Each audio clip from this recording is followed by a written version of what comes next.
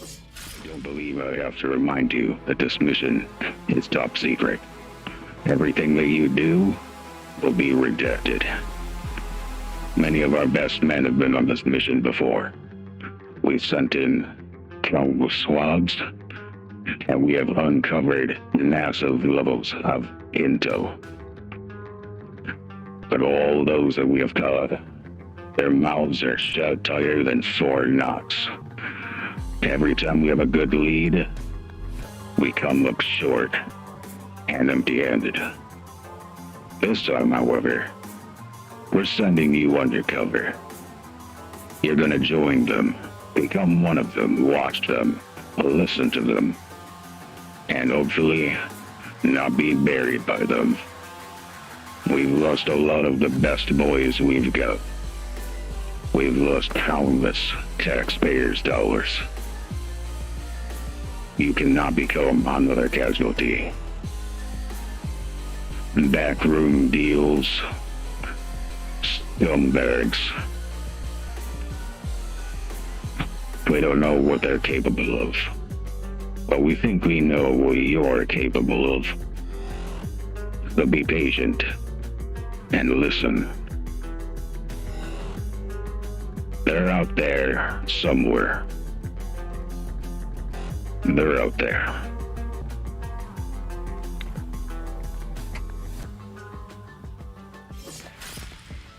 Hey, what's up, guys? What's up? Ooh, my headphone was on very loud. How you guys doing? Welcome to the Trade and Raid podcast.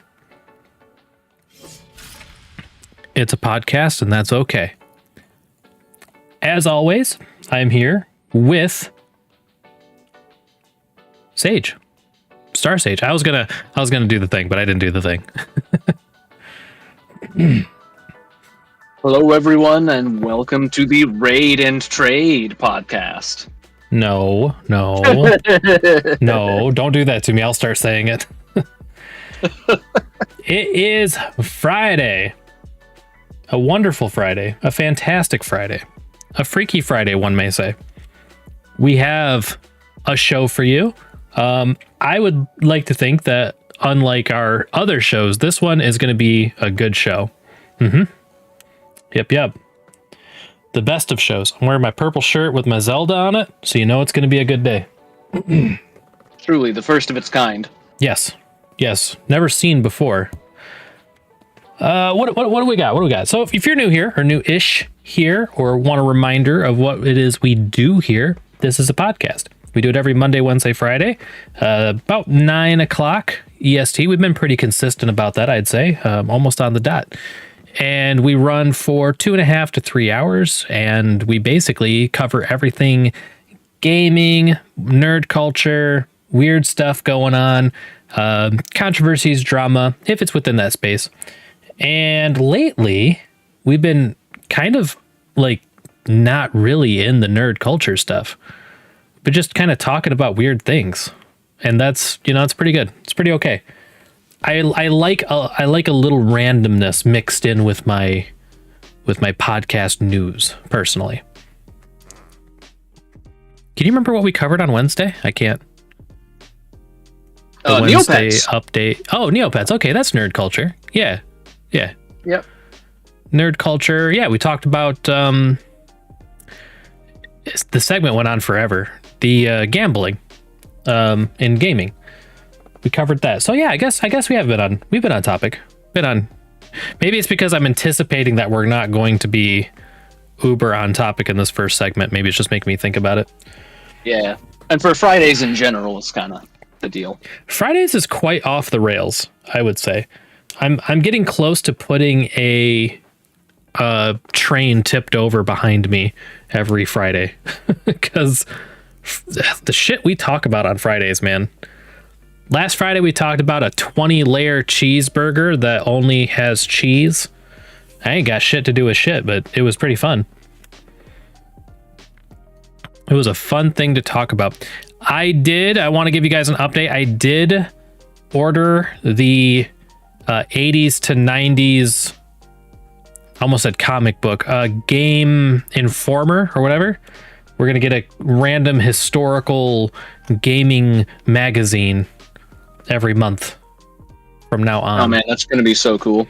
I'm very excited. I read some reviews, some other people on, was that shop.com or shop. Whatever.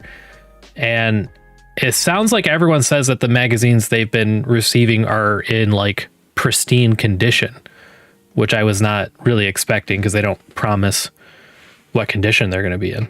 But that's going to be a fun one. I'm still trying to figure out how we're going to do it. I think I'm going to set up a second webcam so that way I can have it pointing straight down, and that way I can flip through the comic, or I keep calling it a comic, flip through the magazine.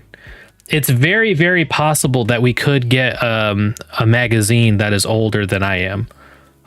There were a couple people who said that they got theirs from like 1982.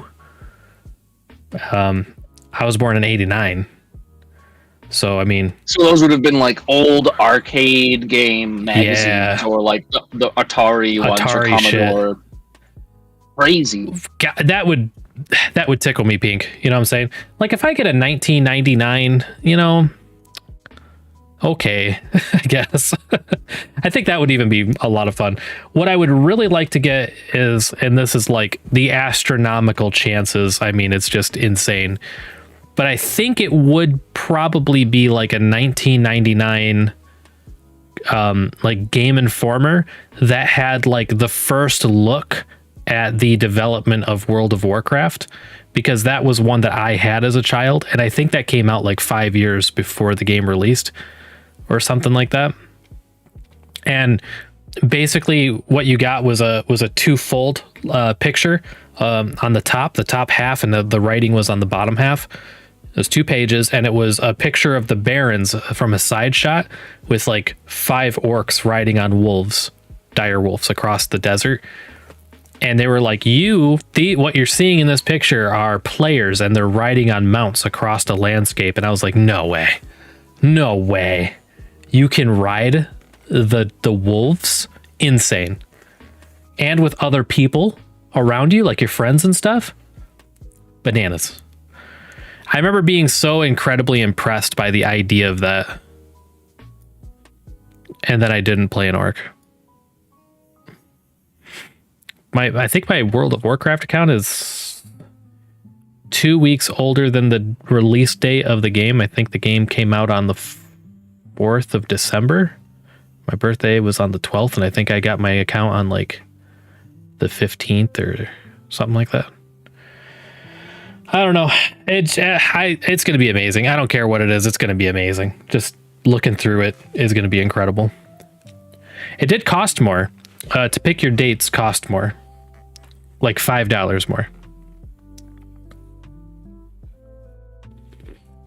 To pick your oh, you mean for the magazine bundle, like you can actually have some say in it. It's not totally random. Yeah, I picked the 80s to 90s range.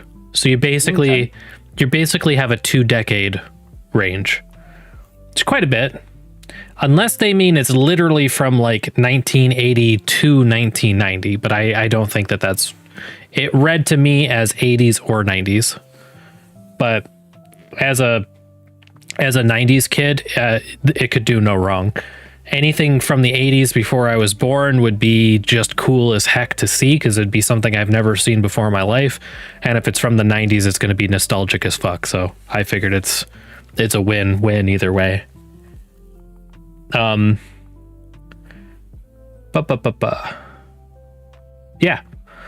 You got anything new going on, Sage? I know we talked a bit earlier, but I didn't really ask if you had anything new going on.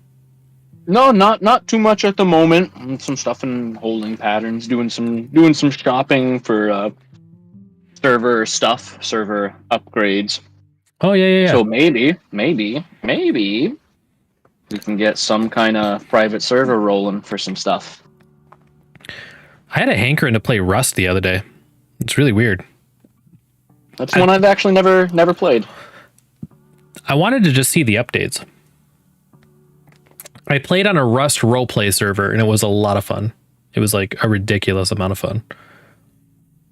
I found a car dealership, and the guy had built like a legit looking car dealership. Obviously, it looked like a Mad Max car dealership, and all the cars in it looked like shit, but they were all functional. And I don't know, it was amazing because the dude literally would sell you for, you know, scrap or whatever, and then he would fly his gyrocopter or whatever around the map and buy people's cars from him. They'd drive him to the shop, he'd pay him, he'd fix them up, and he'd resell them. And I'm like, this dude's like doing the actual literal thing, you know? Pretty cool. So should we get into it? Shall we? Let's roll. Shall we? So today, obviously, is Friday, so we got our Freaky Friday, which is just a summary of some of the weird news I've collected throughout the week and things I thought would be kind of fun to talk about. Then we got our second segment. We're going to be talking about Pokemon and Ash's farewell to the Pokemon franchise, which is, you know, a little sad. I was thinking about going the nostalgic route, but you know, it's all good. We all know who he is. We all know it. We'll just talk about it a little bit. And then our third segment, as long as we have time, we're gonna build a country together, and we're gonna rule it together as a community, which will be fun. More on that later, or it might just be you and me, Sage. Who knows? Who knows? The question is, Sage, am I actually live right now? Because my little live button is not red. Yeah, it's up on YouTube. It's going. Okay, good. Usually it's red, so I don't know. Or at least I believe that it is usually red. Ooh, I need to hit the record button. Glad I saw that now and not an hour from now. Not after we got into the meat and potatoes. Yeah, speaking of meat and potatoes, stir-fried rocks. Getting into the rocks and the soup. The soup. So this is I don't want to say it's old news, but it's kind of old news. I heard of this already, but I heard about it like in passing, like someone was talking about it. So this is the first time I've seen it, like actually like seen a dish. There's a couple pictures of some dishes. So this is real, and we have a video of people cooking the rocks, which is just insane. So stir-fried river rocks, Chinese street food that's literally hard to stomach. Sudiu is a bizarre type of Chinese street food that consists of small river rocks stir-fried in a mixture of spices and herbs. You are supposed to suck on the stones and then spit them out. Roughly translated as suck and throw away, Sudiu is... Sorry. Spitters are quitters, is believed to have been invented hundreds of years ago by boatmen who would prepare the dish when they became stranded in the middle of a river with no real food while delivering goods. To trick their stomachs, they would stir fry some river pebbles with various condiments and then suck the stones dry. The traditional dish was passed down through several generations, and today, roadside vendors in China can sometimes be seen stir-frying bunches of river rocks with chili oil, garlic sauce, garlic cloves, and a mixture of spices. And in all honesty, that looks delicious.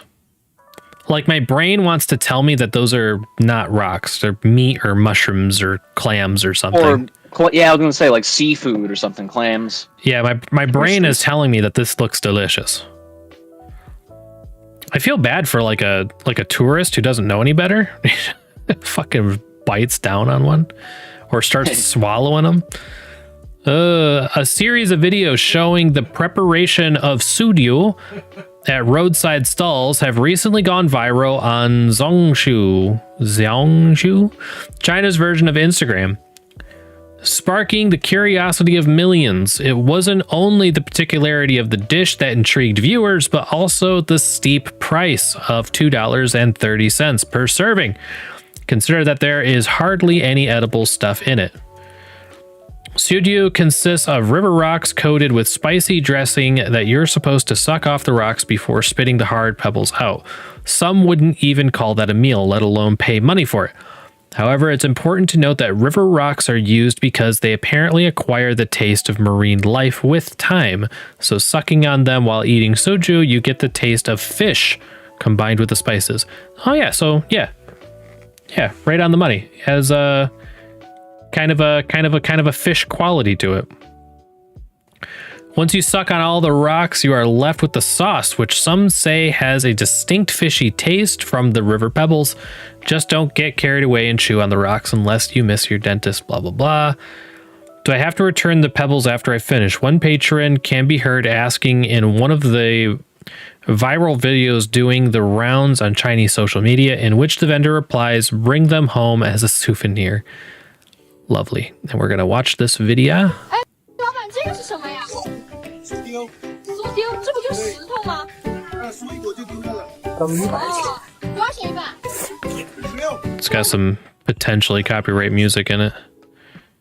Kind of want to hear it though.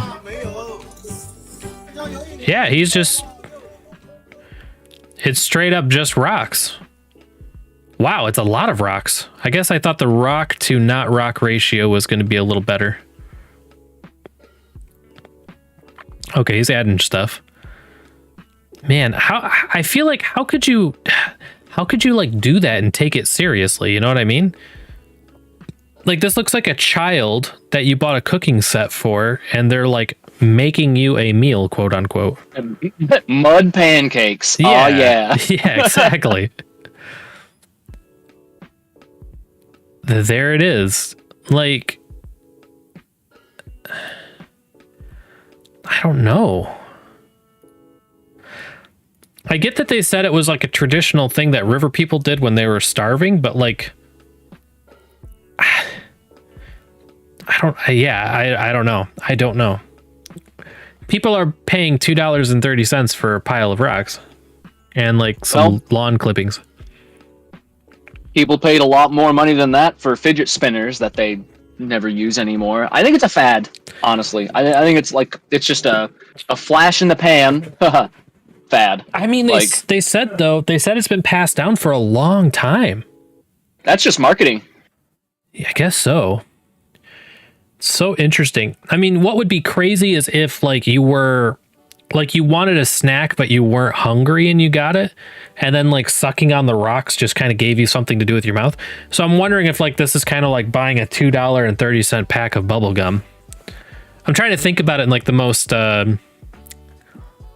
charitable way possible, you know? Because in that case, maybe like, or you could buy, you know, sunflower seeds or peanuts, or if you want the suck on them and then spit them out type of thing, like sunflower seeds are perfect for that. Yeah. I don't want to suckle someone else's rocks. Hey SK, welcome. SK is a super fan here all the time. Big appreciate. SK, I will tell my AI about you and they will sing your praises forever for the Eternium. Inside joke, I guess. Interesting. So I want to hit this button real quick because I saw this pop up earlier. Yeah, so this was another street food. Since we're on the topic, I was thinking about bringing this up. We might as well. So this street food called pan has been a part of Indian cuisine since Vedic times, and today many varieties are served as street stalls across all of the Asian country. But with competition as fierce as it is, pan vendors are constantly working on new types of pan. The most impressive which is definitely fire pan, a flaming hot snack that is literally set on fire. You see how it's like this fire's in the dude's mouth? So like before, we're looking at people putting like literal rocks in their mouth, and this is people putting fire in their mouth. Yeah, I mean, you know, that's that's a little less crazy to me because there are like alcoholic drinks. You gotta that see are, this video. You know, like light them on fire. Usually the drinks though, they're lit on fire and then like they're put out before you drink them, right? Like you don't drink them while they're on fire, do you? Maybe not, but I'm not sure. I don't know. I've never drank fire before. Look at this though. Let me see. Is there any music? Of course there's music. Look at this. See that? It's on fire when he stuffs it in. It's like a leaf and spices and fire. And you're being hand-fed by someone else. Oh, how sensual. It's a little too intimate of a dish for me. I mean, more filling than the rocks, for sure. That was not on fire. Not enough fire. The dude's like, it needs more fire.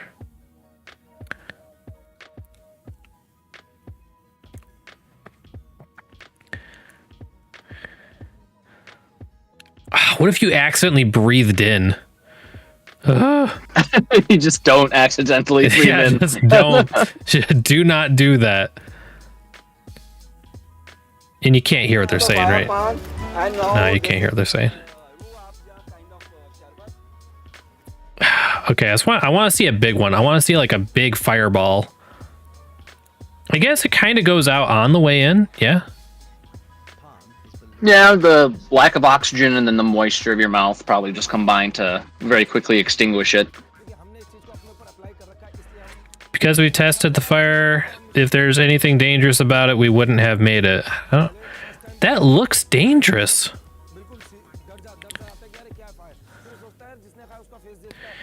Yeah, I imagine it's only dangerous, yeah, if you like 100 of them every day. He stuffs 100 fiery leaves into the suck holes of random passerbys. I was kind of wondering what the cost was. Does it cost less than $2.30? People get scared when they see it for the first time, but all of them try it once. It doesn't have any side effects. It's like normal pan. Tried it before, safe. Okay. Well, that's fine. Just, you know, I'm wondering. Ugh, there's so much reading. I don't see a number. You just don't want it going down the wrong pipe, that's for sure. I know. So Sage, are you more of a suck rocks kind of guy or more of a stuff fire in his mouth kind of guy? I would try the fire pond, actually. Would you? I just don't know if I could. Yeah. I feel like if I would have to see like 8 or 9 people do it before I gutsied up to do it. I don't like fire near my face. This is the one that concerns me. Is this guy's lips? That fire is on his lips. Oh, what if you accidentally breathe through your nose because you're trying not to breathe through your mouth? Oh, yeah. Just snort some flame.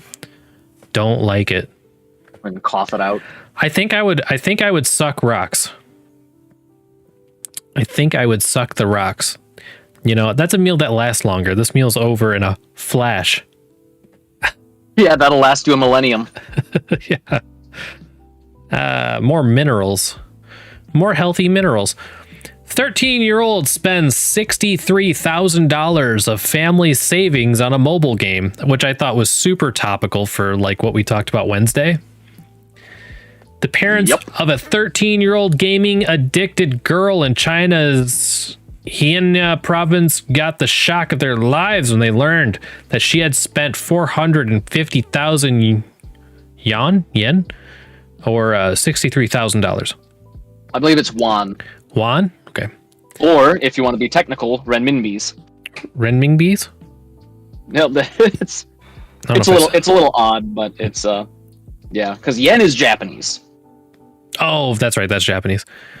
Imagine checking the savings account you've been putting money into for years and seeing it depleted overnight. That's exactly how one mother in China felt when she discovered that someone had left only 0.5, which is 1/1000th of a penny or something. So this child drained the bank account. This was not someone who could lose this money. Wow. So she only stopped because the bank wouldn't let her take money. She and her husband had been saving for years. More shocking still was the discovery that the culprit had been their teen daughter, who had been using the woman's debit card to fuel her video game addiction. The girl had managed to deplete the savings account in about 4 months, but managed to keep her spending habit a secret from her mother by deleting all banking history from her phone. It was only after the girl's mother noticed her spending too much time on her mobile phone at school and notified her mother about it, that her mother started realizing that something could be wrong. In a video that has been doing the rounds on social media, the mother can be seen going through sheets of bank statements detailing her daughter's spending. According to the South China Morning Post, the 13-year-old spent $330,000 on buying games and making in-game purchases, and as well as another $100,000 buying games for her schoolmates. The girl said that she felt pressured by her colleagues and worried that her parents would find out about her gaming habits and be angry. So she's decided to please them by buying games for them with her mother's credit card. Ouch. When my friends asked me to pay for games, I did, even though I was uncomfortable. Good old-fashioned peer pressure. The 13-year-old's mother admitted that she had made the mistake of giving the girl the PIN code to her debit card in case she urgently needed money for an emergency. She never imagined that her daughter would deplete the family savings account in just 4 months. Oof. Oh, to go from $63,000 to $0 because of a mobile game.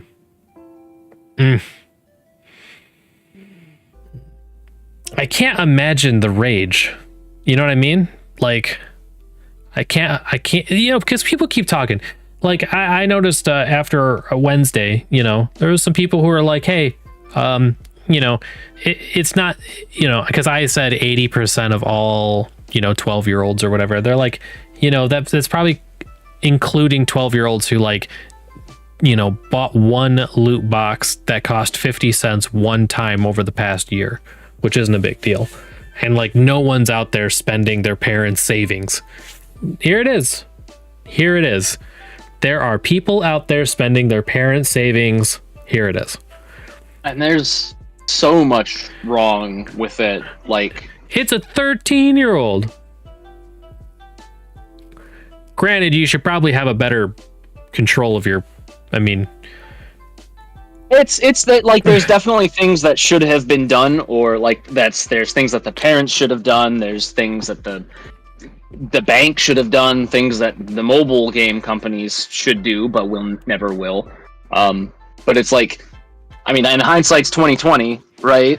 Right. But it's just unfortunate all around. Yeah, it sucks. This sucks real bad. But this does show a 13-year-old girl with a gaming addiction. Because it's people are yeah, 12, 13-year-olds aren't doing this. They are. They don't drain that much money. They do. And it's mostly just young boys. It's not. So I think this actually covers... It's at least one example. That shows... that we can point to. we know the one time, that it happened. Man, video game addiction. 15-year-old allegedly suffers stroke after playing video games almost nonstop for a month. So here's another thing. We talk about the addiction being bad, financially, but once the addiction gets beyond, gets to a certain point, it can change into something dangerous. But I'm not going to get too deep into this, but a 15-year-old suffering a stroke left him with a paralyzed arm and hand.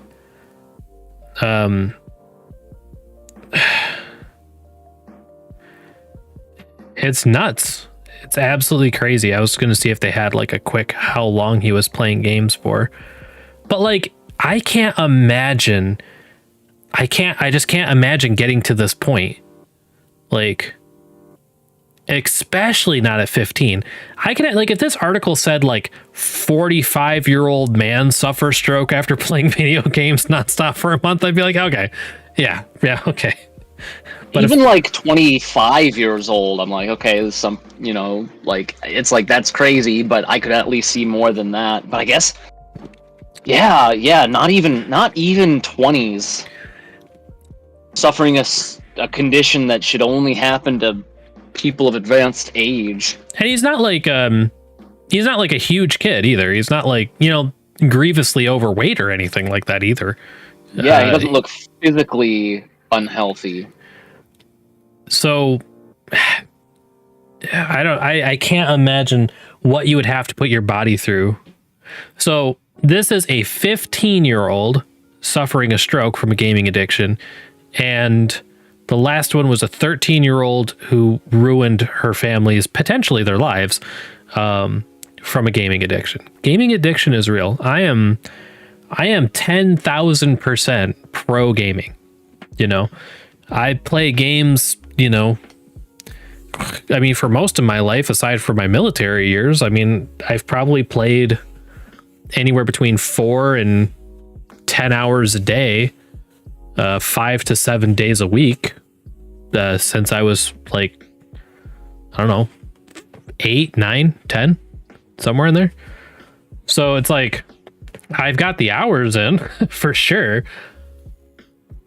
But like, you know, I've never gotten anywhere near this kind of thing before. I don't know. Scary stuff. On the lighter side, this beast of a car is powered by a World War II plane engine. Which this is one of those like off the walls, got nothing to do with anything. Someone did it just because they can. And they made it look good. Yeah. Like, when I read the title, I was expecting some Mad Max shit to pop up, but this doesn't look bad. It's got kind of like a DeVille front. And yeah, it's a long boy. Let's see. The Beast is a legend. I like that it's called The Beast. Is a legendary 1970s muscle car powered by a Rolls-Royce Merlin V12 airplane engine that can produce over 750 mile per hour and has a fuel consumption of around 2 3/4 miles per gallon, which is not good. The story of the Beast goes back to 1966 when English engineer Paul Jameson decided to find out what would happen if someone put a tank engine in a street legal custom car. Jameson created a custom rolling chassis for the car and lifted it with Rolls-Royce Meteor tank engine before turning the transmission expert John Dodd to commission an automated transmission for the unique car. Dodd became intrigued by Jameson's wacky ideas, so when its original creator put the project on hiatus for a while, he ended up buying it from him and completing himself. It was a labor of love, one that eventually became known as one of the most impressive automotive projects in English history. There's another really good side shot. I think it's gorgeous, honestly.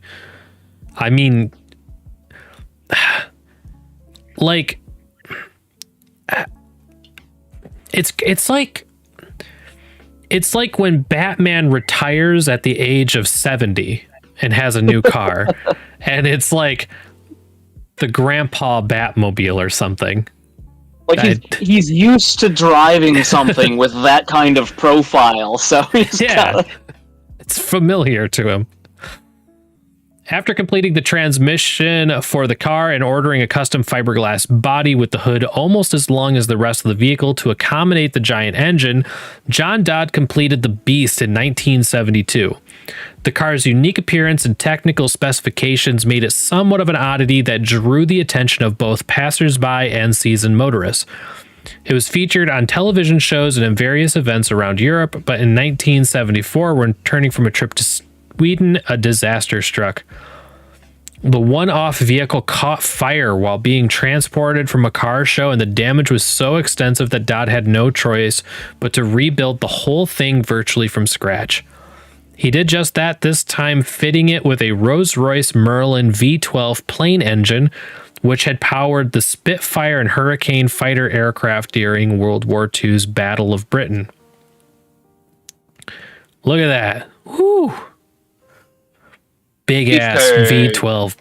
Fucking crazy. Dodd commissioned a huge fiberglass body from a company named Fiberglass Repairs. What a name. Which had also built the first one and created a special custom grille for the Beast. This second iteration was named the most powerful car in world history by Guinness World Records 1977. And there were rumors about it being able to reach a top speed of up to 260 miles per hour. Its exact performance is still unknown.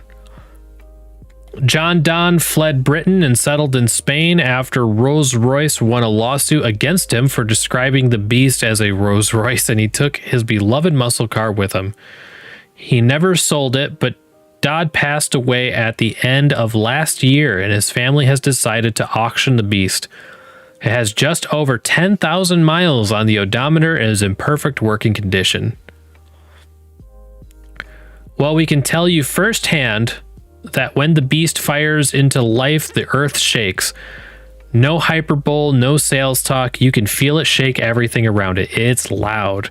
The Car and Classic Auction House said about the unique car, the engine is every bit the symphony of mechanical noise you would expect from a war-era engine. It's exciting, captivating, and even a bit scary, but in a good way. Like a 183 mile per hour roller coaster. And we got a little video on it. And by a little video, I mean a half-hour long video. Let's see here if we can get a good... Okay, I think this is a person doing like a history lesson on it. But here's some earlier pictures of it. Pretty dope. Look at all the headlights. That's so many headlights. It's crazy to think that it's just out there too. Like basically brand new. It's just out there. What was that? 27 liter V12. It's pretty gorgeous. I wonder where it's at right now. There we go. I wanted to see what the inside looked like.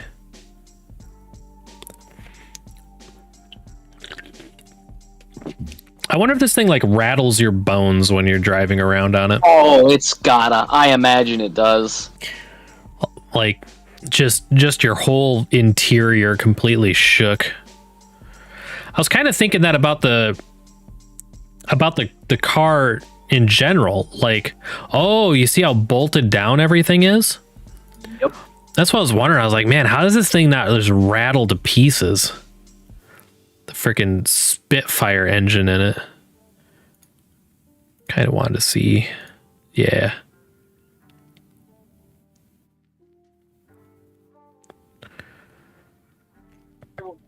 Freaking jet fighter engine, man. Oh, they let him drive it. Turn the sound up and see if he's yelling. Oh yeah. Making a bit of noise. You're aware of the huge weight. Such a long bonnet. It's kind of wondering if he got to where he could like open it up. How did it feel? That's the question. The Beast. Wow, that was quite something. That really was quite something. Quite daunting.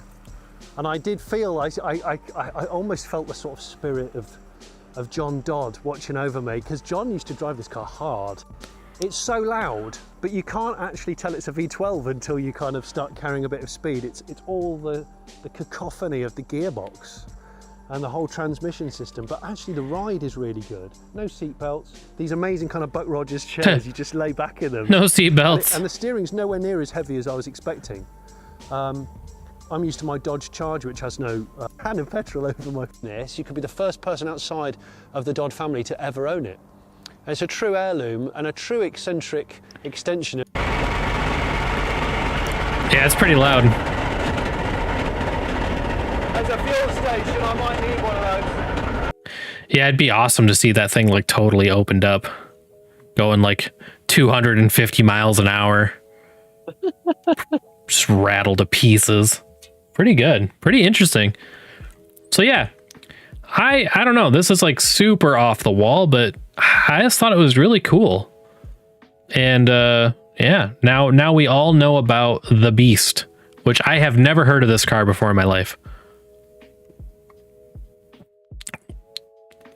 All right, what do we got? All right, our last Freaky Friday news is hilarious. The non-existent country that snuck into 2 United Nations meetings this year. Look how proud of himself he is. So proud of himself. Okay, the United States of Kalayza, a non-existent country created by a controversial Indian guru, somehow managed to sneak into 2 United Nations meetings this year. Gosh, he is so proud of himself. Founded by Indian fugitive and self-proclaimed God-man, I am not going to pronounce that name, the United States of Kalayza claims to be the first sovereign state of Hindus. However, you'll have a tough time trying to locate it on a map, not because of its size, but because no one knows where it actually is. In 2019, when, okay, I'm going to call him Nithyananda, announced the formation of Kalayza as a state, he claimed to have bought an island off the coast of Ecuador as his headquarters, but the government of the South America country denied any knowledge of the transaction. The controversial guru hasn't made any public appearances in the last 4 years, but the fictional nation's ambition has grown, and this year its representatives have attended 2 UN meetings. Get free citizenship. Just a scammer. Neith, known as the Supreme Pontiff of Hinduism by his followers, has a rather complicated past. A female disciple had accused him of the R word, but he was only briefly arrested and then released on bail. He was later accused of kidnapping and confining children in his ashram in India, but days before he was due to show up to court, Neith disappeared and has been on the run ever since. Even though the so-called God-man hasn't made any public appearances in recent years, videos of his sermons are regularly released on his many social media channels, and his followers have been pushing the idea of Kalayza as a state of 2 billion Hindus. It is claimed that the United States of Kalayza is a country for Hindus who are the victims of prosecution. Let's see. Dedicated, including over 70 oh my goodness.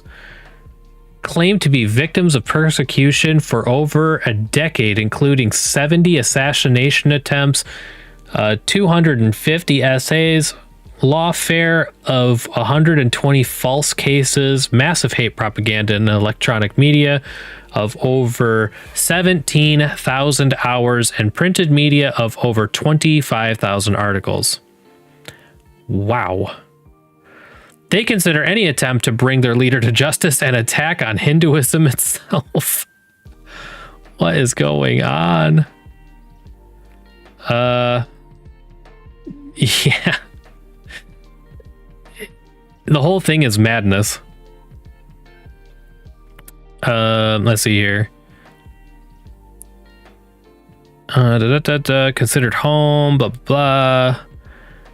Attention in 2013 after representatives were spotted in a couple of United Nations meetings. A woman who introduced herself as whatever that is, the permanent ambassador of the United States of Kalayza, even took the microphone and asked about indigenous rights and sustainable development. A UN official later said that their submissions were irrelevant and tangential. Is that the word? Tangential to the issues being discussed at the meeting in Guamvia. Isn't this crazy? This person like just declared a nation and it's like semi-happening. They're like, I bought an island, and the owners of the island are like, he did not buy an island. And he's like, do you want citizenship? You can have citizenship. And then just start showing up at UN meetings.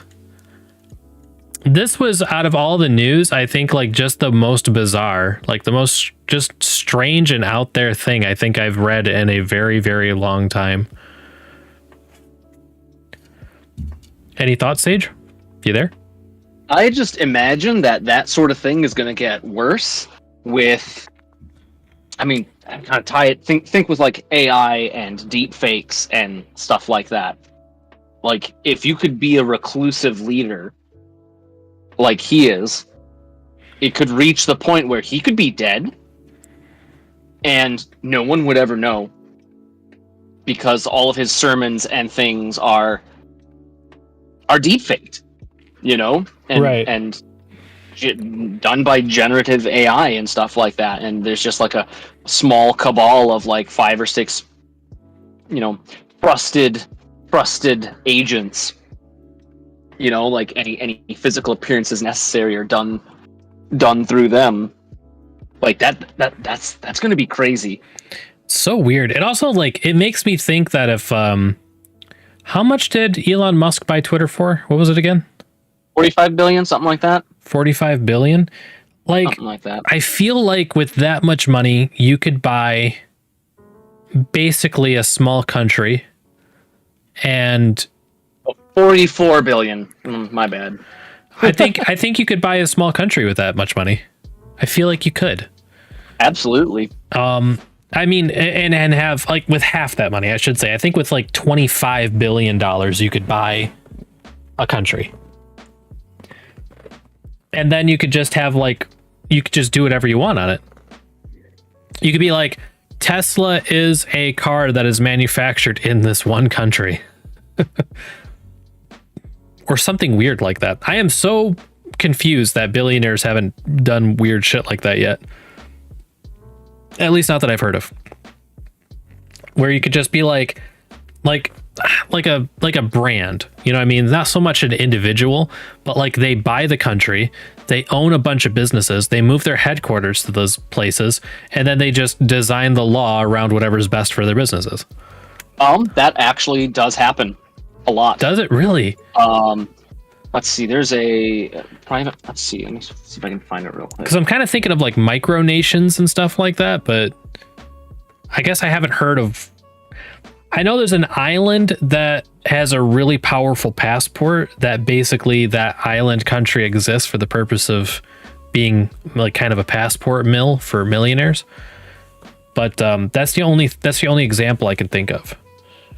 There is basically a privately owned island that runs a lot of network traffic through them, and that's how a lot of darknet stuff and like pirate, you know, software piracy type stuff is actually sent through them.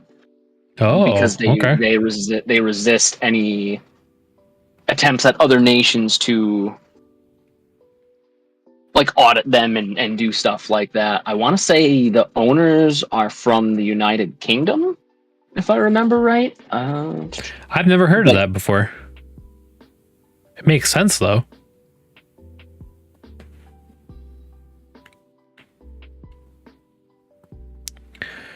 Yeah, I'm quite confused by the actions of billionaires. So, and I mean, there's the whole stuff with the Epstein's private island too, right? Oh, like yeah, that's true.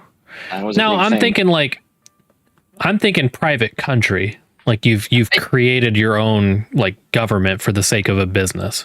I think in most cases, it's probably not worth the headache. That's true. Because then, yeah, you got to do a whole governance and stuff like that. interesting to me. Anyway, like it's just interesting. Yeah, Odd. very. Yeah, probably just not worth. Yeah, like you said, probably just not worth the headache. Probably not worth doing. Looks like they could definitely afford it, but yeah, it's the stress and. I mean, if the you're gonna other- waste your money on Twitter, I mean, you might as well have gotten something out of it. I heard Elon Musk is trying to sell the lawyers. Trying to sue he's suing them. the Yeah, lawyers that made him buy it. I don't quite understand that, but we might cover that if anything becomes of it. I'm trying to avoid Musk news. It just doesn't interest me anymore. I just kind of listen to the highlights and move on with my life. Alrighty, what we got? Pokemon Ultimate Journey concludes Ash's farewell arc in the US on September 8th. Mark your calendars, people. This will be a day in history. Ash and Pikachu's grand finale has us crying already. September 8th, Ash and Pikachu are no more. We've known for a while now that the Pokemon anime is about to say farewell to its protagonist of 25 years, Ash Ketchum and his pal Pikachu. Their farewell has already been broadcast in Japan, but today at San Diego Comic-Con, we learned that the grand finale of his arc will debut in English on Netflix September 8th of this year. The date was revealed during a panel on SDCC today, which also showed a teaser trailer including clips from Ash's past, such as him meeting Pikachu, saying goodbye to Butterfree, the saddest fucking thing ever, and other characters such as Lapras, Sceptile, Infiltrate, and others. We also got some quick looks at what's to come, including reunions with Brock, Misty, Gary Oak, and the Squirtle Squad, and of course Team Rocket. There's even an episode that will honor some of the Pokemon movies. Here's some shots from that Comic-Con. Pretty cool stuff. I bet you the San Diego Comic-Con is probably a lot of fun, I would imagine. Yeah. Just the stuff, just like looking around at things. Cool. All right, let me get this out of here. Ash's journey has already been on its final leg on Netflix for a while now via Pokemon Ultimate Journeys, the series, with parts 1 through 3 already available to watch. Part 4, which airs on September 8th, will be the final segment and has already aired in Japan. We wrote a little about it, about how it goes here if you want the tiniest of spoilers, but given that I'm tearing up while writing this, you might want to wait. Pokemon isn't done as an anime though. Pokemon Horizons is the brand new anime series that will follow Ash's 25-year journey. It stars protagonists Liko and Roy, who are partnered with a Sprigatio, and a Fukuko. I don't know these Pokemon. And it also is set to include a new Pikachu, Captain Pikachu to be precise. Okay. I gotta remember to highlight these, not click on them, lest I download a random movie again. Let's see. This is Captain Pikachu. Spoilers, everybody. Spoilers. We're giving you a first look at 2 new characters from the upcoming all-new Pokemon animated series. Introducing Frayed and his partner Pokemon Captain Pikachu, who accompany our protagonists during their adventures. That's so weird. So they're getting rid of Ash, and there's going to be a new like Brock-like tag-along who has a Pikachu, and the only difference is he's wearing a hat. It's kind of feeling like a Rick and Morty thing. Like, this is Captain Rick, not to be confused with regular Rick. This is Captain Pikachu, unlike normal Pikachu. That's really weird. There's even a never before seen new Pokemon. Oh, let me see it. Spoilers. I mean, with a bomber jacket, what does a Pikachu have, like, wind type moves? I don't know, man. Very strange. There's even we don't know we don't yet have a release date for Pokemon Horizons in the States, but it's likely to follow Ash's final curtain call sometime either late this year or early next. For more from San Diego Con, we've got a roundup of everything being announced. Let's do that roundup real quick. We'll do some highlights. I heard about this. Invincible Season 2 is coming, which is great. I really enjoyed Season 1. Yeah, looking forward to that, definitely. Walking Dead Betrayal. Don't know what that is. New survival and social deception game from Skybound. Neat. New comic. What was that? Sorry? I was going to say, who forgot to lock the doors and let all the zombies inside? It's like Among Us, but... Right. for Walking Dead. New comic series pits the Justice League, Godzilla, and Kong against each other. Sounds dumb. I've heard about this Gen V thing. I'm actually quite interested in this. I am a big fan of The Boys. The Boys spinoff Gen V premieres September 29th. Let's see. Amazon Studios Teens Day September release window for its college-themed TV series. Oh, I mean, as long as it's still like, I mean, I don't know. She's got blood coming out of her hand, so I imagine it's gonna be as nasty.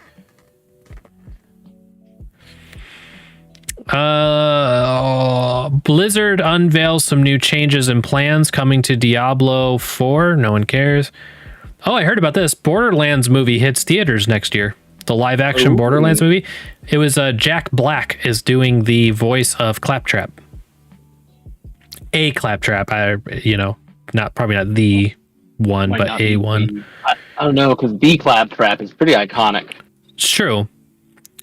Was announced being directed and written by Eli Roth. Who is Eli Roth?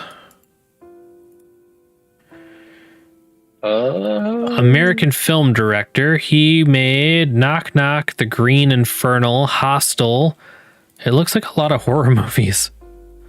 Hostel Part 2, Cabin Fever. Oh no. Oh, Inglourious Bastards. Oh, Inglourious Bastards. Okay. Oh, thank goodness. I'm like looking at this. I'm like, it's not looking too good. It looked like a lot of horror movies. What's he got? Clown, Thanksgiving. Oh boy, Death Wish. I did notice in the Borderlands photo that they have up there, you can barely see it, but it does have Craig in the background, and Craig's my favorite character. Or a psycho of some kind. So someone in this lineup is playing... Oh, they're playing the... Okay. Yeah, Mad Moxie, Larry, Craig, Lilith, Dr. Patricia. Kevin Hart is playing Roland. Roland was like over 6 foot tall. He'll get shin extenders. And Black Jack is playing Claptrap. So, I mean, that must be the Claptrap then. Who is Florian Moutinho? I don't recognize him. He was in the Creed movies and The Contractor. He's playing Craig. Kate Blanchett. That sounds familiar. I don't recognize her though. She's been in a lot of stuff. Thor Ragnarok. Yeah, she looks familiar. Lord of the Rings. She's playing Lilith, which is cool. Gina Gershin. It's gonna be really interesting seeing her all up in makeup, playing Moxie. I don't remember who Larry is. Who's Larry? Blackjack, Commander Marcus. Oh, Hammerlock. That's cool. Scooter being played by Stephen Boyer. He's a comedian, isn't he? Yeah, he's a I comedian. mean, that's Makes sense. that's fine. The dialogue is my favorite part of the Borderlands games. I don't really care for the gameplay too much, but the dialogue is pretty much all fantastic. Jamie Lee Curtis is playing the crazy doctor woman. Dr. Patricia Tanis. Interesting. Very interesting lineup. I don't know how I feel about it because I don't really know a lot of those actors. We got new Adventure Time. First 3 episodes of Secret Invasion are heading to Hulu. I'm kind of out of the Marvel thing. I just don't care. Is that what this is? Yeah, same. Pokemon Ultimate Journey will air in the US. Okay, so they're doing Ultimate Journey launching with Teenage Mutant Ninja Turtles Mutant Mayhem. The art style on this looks really cool. Have you seen this? No, I have not. I gotta kill the audio, but it's a super interesting art style. It's got that the Spider-Man Spider-Verse Oh, okay. art style. That's great.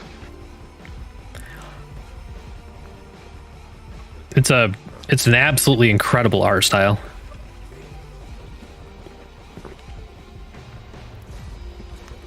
I mean, who knows how long this took to animate, you know? Mm-hmm. And the Mutant Ninja Turtles have had so many different renditions over the years too. Okay, Batman. Dude, what? I'm just trying to hype you guys up, okay? Give me that list, okay? What else are we getting? 4 quarts of non-fat milk, ice cream, fruits and veggies, and a party-sized bag of Cool Ranch Doritos. I like cheese He was puffs. very specific about the party size. He underlined it twice. All right, Donnie, you're on toiletries. Raph, you're stocking up the pantry, and Mikey, you're From on the junk food. from the goofy costumes of the '90s move. '90s was the first one in the '90s. I don't know. They may even have been in the '80s. Avoid them. Don't say hi. Pretty good. To murder that which is different from them. Pretty good stuff. They got a new season of Harley Quinn coming. Harley Quinn season 4. Nickelodeon acquired rights to the 1987 Teenage Mutant Ninja Turtles series. So that's what this Oh, is. 1987. So it was that old. Okay. Dang, that's crazy. The Marvel Spider-Man 2 limited edition PS5 bundle with dual sensor control trailer, which I gotta say, I'm not a big console fan in general, but that is a sexy PS5. Let me see if I can just find the picture of it. Can you see that? Okay, it's pretty gorgeous, I think.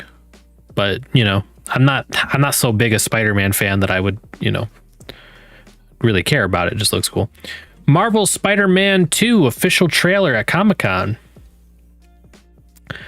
Insomniac Games and PlayStation released a new trailer for Spider-Man 2, which gives us an in-depth look at Venom and touches a bit more on the upcoming game's story. Pretty cool.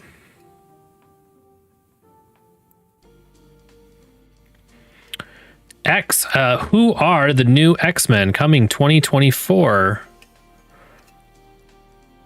I don't know what Bad City is. Bad City is a Japanese crime thriller releasing next month. The Marvels got some shit going on. Borderlands Echo Vision Live revealed. Interactive stream series set in the Borderlands universe focusing on 8 tourists, all newcomers to the Borderlands series, find themselves stuck in Aiden 6 after embarking on adventure. Kind of interesting. And yeah, there's a lot of stuff. I think that was all the stuff I really cared to cover. We're getting a little off the tracks here. I think we're done with this article. Kevin Hart as Roland, I think is, yeah. That's the, out of all that lineup, that's the one that does not make any sense to me at all. Because Roland was like kind of a badass. He was like a military dude. He was tall, big, buff.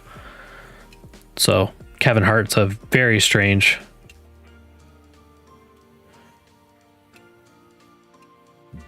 Yeah. Interesting. We'll see. We'll see. Okay, so I think this is that thing I couldn't pronounce. The grass type Pokemon of the new. So this is the new. This is the new Sprigatito. I think so. So Sprigatito is the Pokemon of this new trainer, which is the replacement for Ash. I hate to say it like that. I don't know if replacement is the right word, but you know what I mean.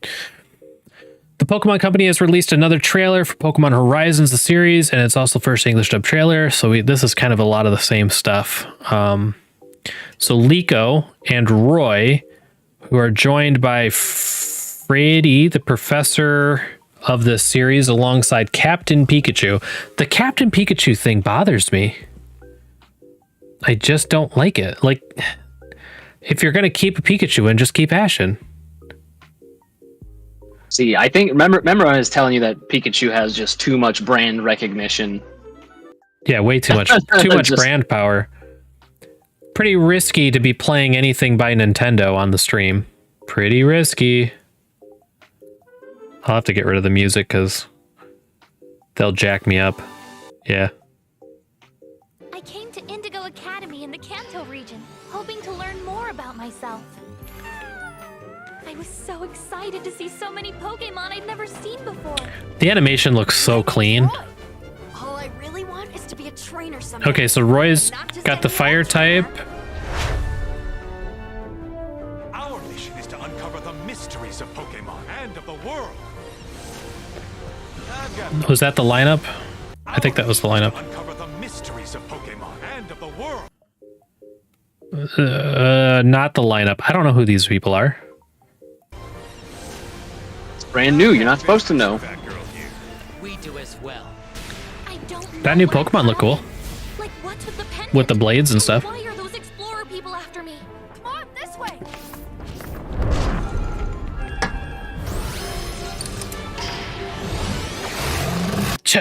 Just shiny Rayquaza, huh? Shiny Rayquaza right out the gate. If I don't take a leap, I'll never find what I'm looking for. I'm gonna be a Pokemon trainer and have some adventures. I was kind of hoping for the adventure to be a little bit more grounded on the restart, but it does not look like that is going to be the case.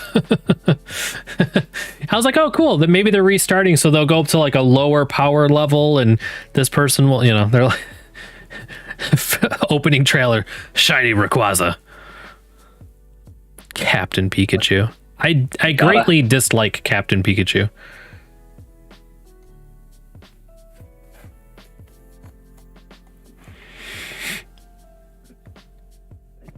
Some fans are theorizing Liko is a descendant of Ash.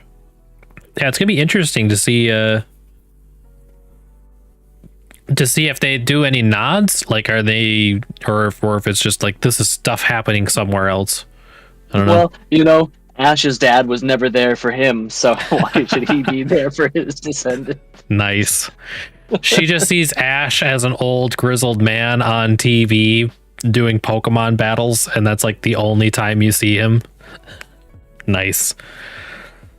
Let's see here. We are incredibly grateful to the fans who joined us for the first Comic-Con International panel, and it is an absolute joy to connect with members of the Pokemon community who have contributed to making Pokemon animation the success it is today while providing a closer look at what's to come for the series, said Tayo Okira, Vice President of Marketing for the Pokemon Company International, during a San Diego Comic-Con panel.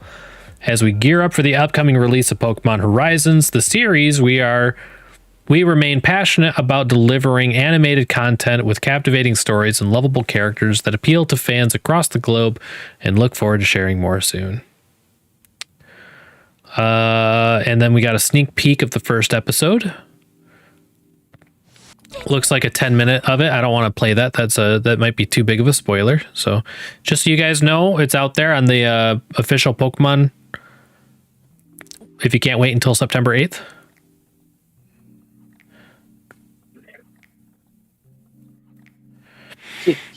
To be fair, Ho-Oh was in episode 1 of the Pokemon original. I'm like, yeah, but it wasn't a shiny. Out in the middle, I mean, and no one even knew what it was. Yeah, at that time. 'Cause I don't Someone think gold throws and out a silver- shiny Rayquaza, you know what that is, you know. But yeah, point taken though. Point taken. As you can see, Cap lead a group known as the Rising Volt Tacklers. Rising Volt Tacklers. And they will seemingly be at odds with the antagonistic group known as the Explorers, which is so weird. Rising Volt Tacklers sounds like the bad guys, and Explorers sounds like the good guys. Which includes Amethio and his partner Pokemon Crueledge. Somebody in the show also has a shiny Rayquaza fighting for them, indicated by its black instead of green color.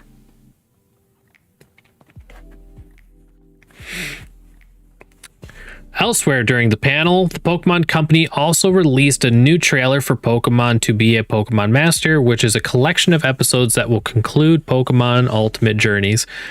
The series, when it launches on Netflix on September 8th, these nostalgic episodes will bring back fan-favorite Pokemon and characters such as Misty and Brock while providing a glimpse at what the future may hold for Ash Ketchum and his Pikachu in his final chapter of their 25-season journey. 25 seasons. Good lord. Cool. Pokemon to be a Master hits Netflix on September 8th.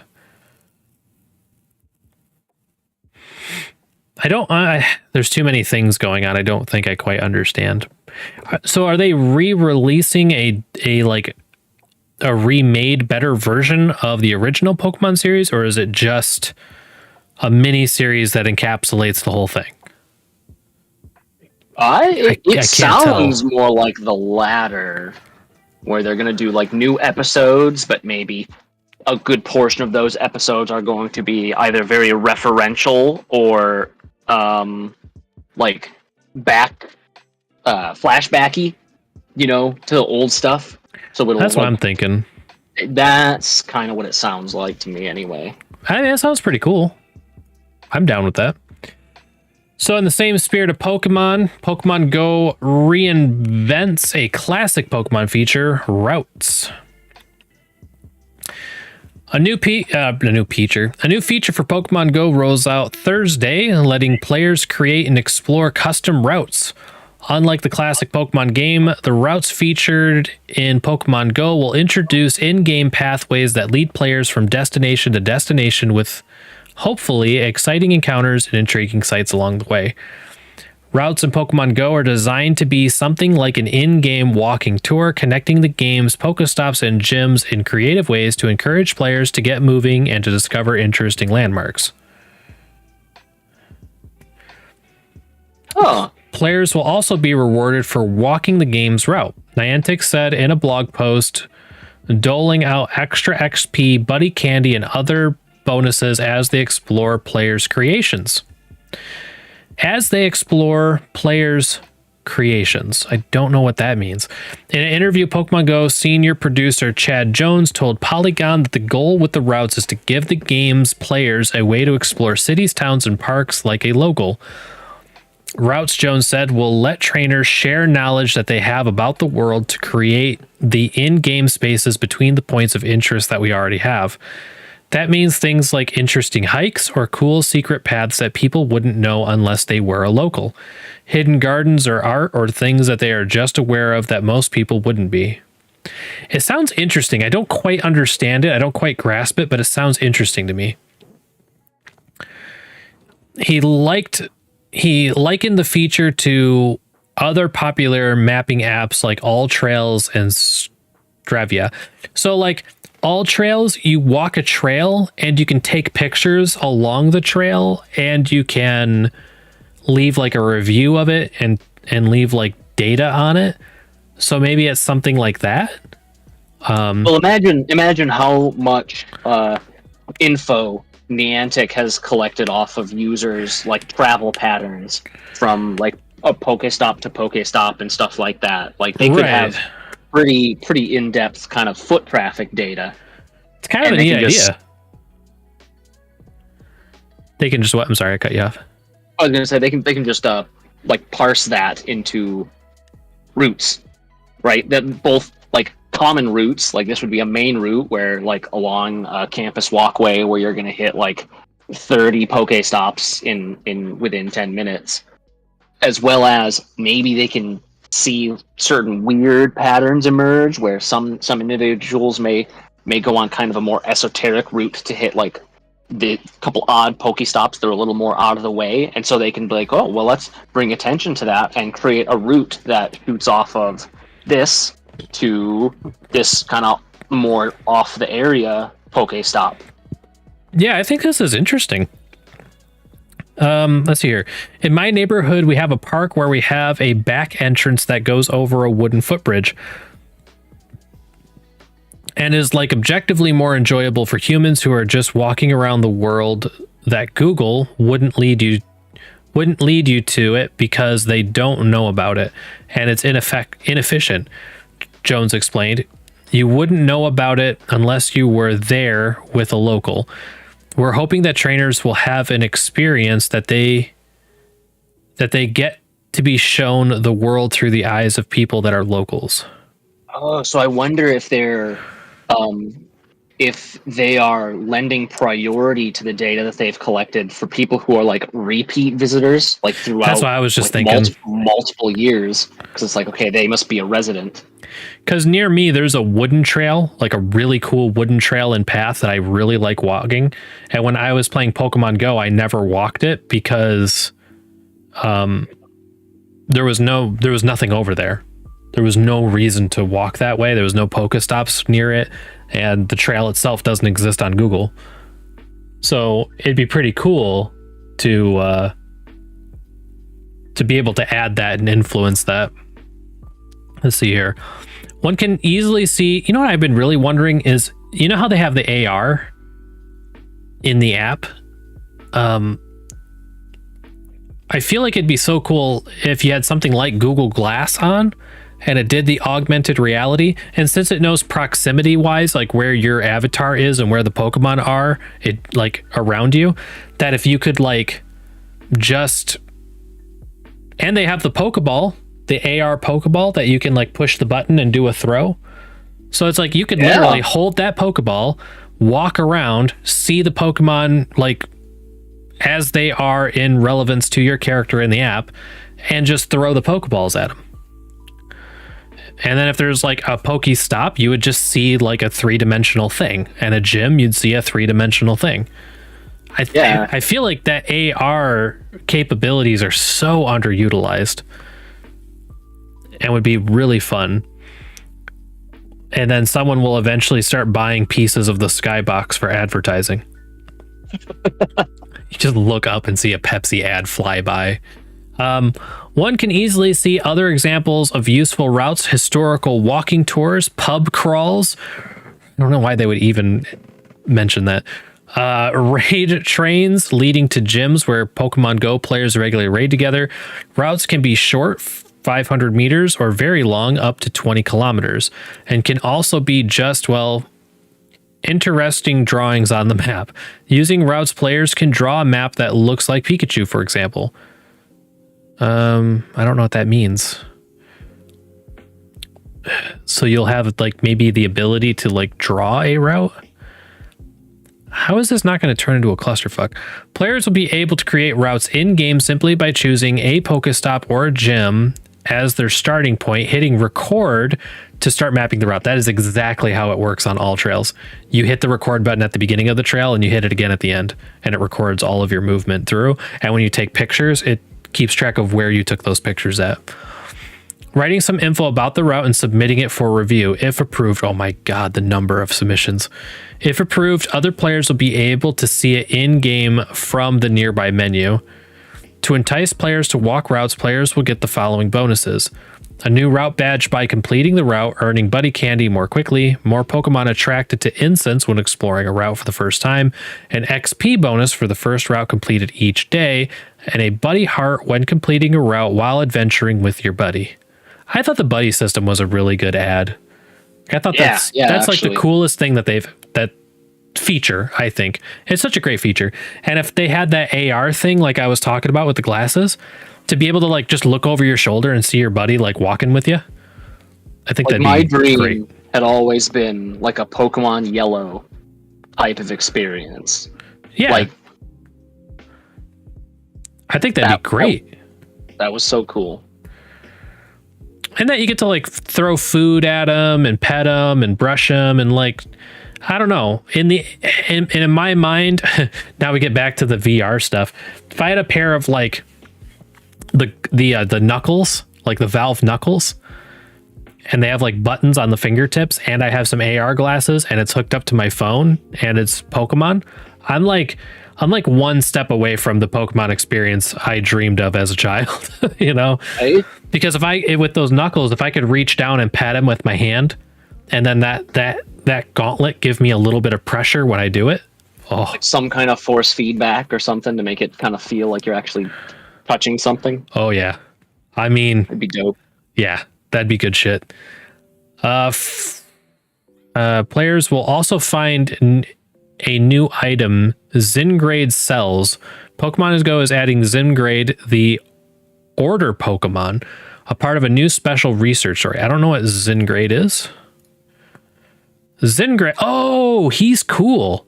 He's really cool. I didn't know that was his name. Cool. His complete form. Look at that thing. He's a freaking Digimon, man. He's a Power Rangers bad guy. Pretty cool. Okay. That's going to be a neat thing. What a cool Pokemon. Special research story called From A to Zingrade. I like that. While that Zingrade will be relatively weak upon catching it, it can be upgraded with Zingrade cells stored in Zingrade Cube to change Zingrade's form. In its complete form, Niantic says Zingrade is powerful enough to overwhelm fellow legendary Pokemon. Jones says Niantic expects routes to benefit not just players in larger towns and cities, but those in more rural areas as well. The rural communities are where we're hoping it has the hugest impact, he said, because it'll be a massive way for them to really get after it and start progressing the way that they would be able to if they lived in an urban area. That's cool. Niantic itself has created a handful of routes, but some Pokemon Go players using the company's Wayfarer app have already started creating routes ahead of the feature's launch. It sounds like route creation will roll out to players over time and that Niantic has plans to evolve the feature with improved rating. You know, I just got thinking about it. They'll probably lock your ability to do it behind your level. So you have to be like 20th level or something to start making routes. That makes sense. So you can't just make a new account and then make a fucking penis. Yeah, route. you gotta you have to have something to lose, sort of thing. That's fair. That's fair. Let's see here. Niantic plans to evolve the feature with improving ratings and recommendations, perhaps even some kind of reward for players who create well-liked routes. That'd be cool. If your route's been walked a ton of times, that'd be neat. We're open to all sorts of different things, Jones said, with the intention that routes becomes a nice addition to how trainers think about their normal play sessions. That's great. I don't see, aside from like the obvious problems, you know, such as, you know, people drawing penises. Z-Guard. Okay. A to Z-Guard. Oh yeah, there he is as the dog. That's his 10% for him. Aside from like the issues of just people trolling, it sounds great to me. Sounds good to me. I don't know like how many odd trails or whatever, but you know what this does do? This does open up the ability to mark hiking trails and to turn hiking trails into more of a ZI Guard. Oh, okay. ZI Guard. Yeah, that because right now, if you go on a hiking trail, like there'll be nothing on it. Like some Pokemon might spawn around you just because you're there, sort of thing. But if it was actually marked, I bet you maybe Pokemon stops would even start if people take a picture of something. Like there's a bridge on the trail and people take pictures of it. It might upgrade itself into a Pokestop. That would be cool, yeah. So another way to kind of like make remote locations that don't rely strictly on Google's understanding. And if there was like a 1 mile long trail that is like not a loop, but like a mile out, a mile back, and then like you take pictures of like the really awesome, scenic overlook or something at the end, and it turns into a Pokestop, that'd be cool. You walk the trail, you spin a Pokestop at the end, you walk back. I can definitely see where they're going with this. College campuses that aren't marked. I'm starting to think of all the different things that. Yeah, a lot of potential. Because there's dead zones. There's definitely very large and frequent dead zones that you almost don't even want to play the game because it's like a waste. I think the new Pokemon stock recommendations are locked behind level 40 or something. That would make sense. That really would. I mean, it would probably make a lot of people a little bummed out, but it also gives you something to try to shoot for. And anyone who's been consistently like playing since launch, or even somewhat consistently, like they're probably level 40. So it's probably fine. Pokemon Go trainer claims to have caught God in game after shiny encounter. Boom. Yeah. A Pokemon Go player shared that they completed the game after finding and catching God, and fans in the community loved it. There it is. Someone beat Pokemon Go. It finally happened. Fucking mad lad. When Pokemon fans hear about the god of Pokemon, most will immediately think of Arceus. Arceus, also known as the Alpha Pokemon or the original one, is credited in the series' lore as the creature responsible for creating Xion and possibly the entire universe. Unfortunately for fans of Generation 4, Pokemon Go has yet to officially introduce Arceus, despite its prominent role in Pokemon Legends Arceus for the Nintendo Switch of 2022. However, that hasn't stopped some trainers from trying to catch the next best thing, as one player claimed they had managed to catch God for themselves. Pokemon Go player catches God Pokemon. A Pokemon Go player going by the username of Kryl1 made a post on the game subreddit titled, "I did it. I don't have to play anymore. I found God and I caught him." The thread contained 2 screenshots that showed this heavenly Pokemon was actually a shiny Bidoof with a CP of 69. Perfect. Exactly. Perfect in every way.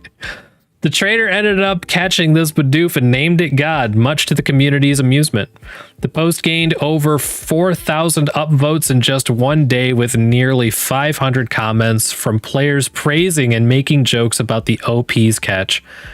69 CP shiny Bidoof. You won the game. Congrats, bud, said one fan. Others simply replied to the post with the word nice and mad. Nice. In reference to popular 69 internet meme. Some trainers insisted the OP should leave the Bidoof as it is, as one fan said, "Don't level him up either. Perfect the way he is." To which the Bidoof's trainer responded, "He's staying like that. Maybe a best buddy badge in the future just for the heck of it." While this lucky trainer wasn't able to catch their shiny Bidoof in a Master Ball, their godly catch is now immortalized in the minds of the Pokemon Go community forever. Beautiful. I thought that was absolutely wonderful. There he is. So, I don't know, do you know why shiny Bidoof is the god Pokemon? Specifically? I mean, Bidoof is the... God, just the name, like Bidoof. It's a... So, I don't know, it's a meme Pokemon. Shiny Bidoof is the god Pokemon from... there's a mini series on YouTube called Rusty Version. Oh, okay. Okay. Yeah. I know about it. Okay. And yeah, he is like, they're like the one guy, the extreme Pokemon breeder guy. He's like, "Give me your Pikachu." He's like, "My Pikachu is actually a Bidoof." He's like, "We shall make the perfect Bidoof." And this Bidoof stands up out of the pile of thousands of Bidoofs fucking each other, and he's just this shiny gold Bidoof. I have created the perfect Bidoof. Oh, that's funny. The Zygarde quest is not active yet. That's going to be released, with the Roots system? Yes, let me double check real quick. Oh no, it says a new feature rolls out Thursday. I mean, it's Friday. This article came out July 20th, which July 20th would have been Thursday, right? So I don't know if they mean it came out yesterday or the 27th. So it's either yesterday or a week from yesterday, one or the other. See if the app has an update, I guess. I guess so. But yeah, it's either already active or it shall be soon. I liked that Pokemon segment. That made me feel good. I like me some Pokemons. And Sage, I forgot to share my screen with you again. I apologize. It's fine. I forget that when I change the screens, it doesn't change for you. Like in my mind, it does. The YouTube feed is only like a minute behind, so like.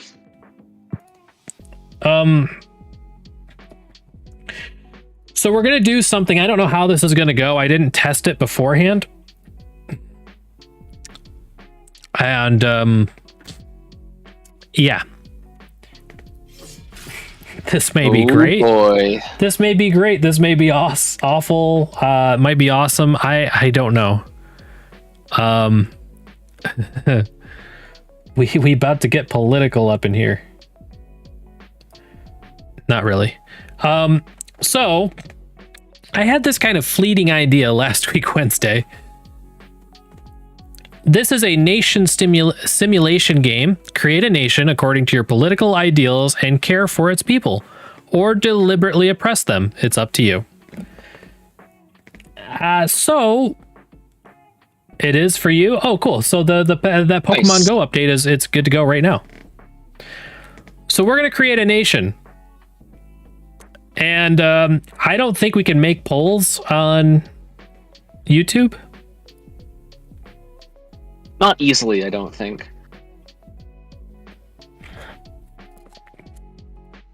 I just hit a community moderation button and it was not what I was looking for. Engage with your audience. Start a poll. Oh, okay. There you go. Nice. The problem is there's like a whole bunch of options. So, maybe it's not worth polling it. So basically, guys, in chat, let's go. We got what? We got, I'm going to say 9 options here. Oh, okay. It's got like a neat little thing on the side. Tyrannical. Ah, okay. So how much freedom do you have? I see. What does it say about this? Ah.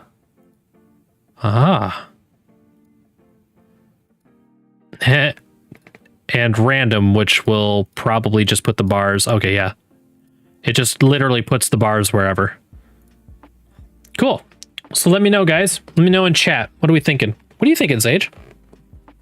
How do you what kind of nation would you like the trade and raid nation to be? Because the word trade kind of assumes that we're economical and political, and raid kind of insinuates we're authoritarian. I think.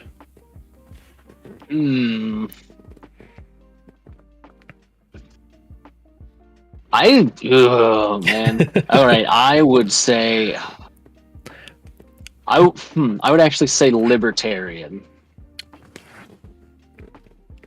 You think raiding and trading is libertarian?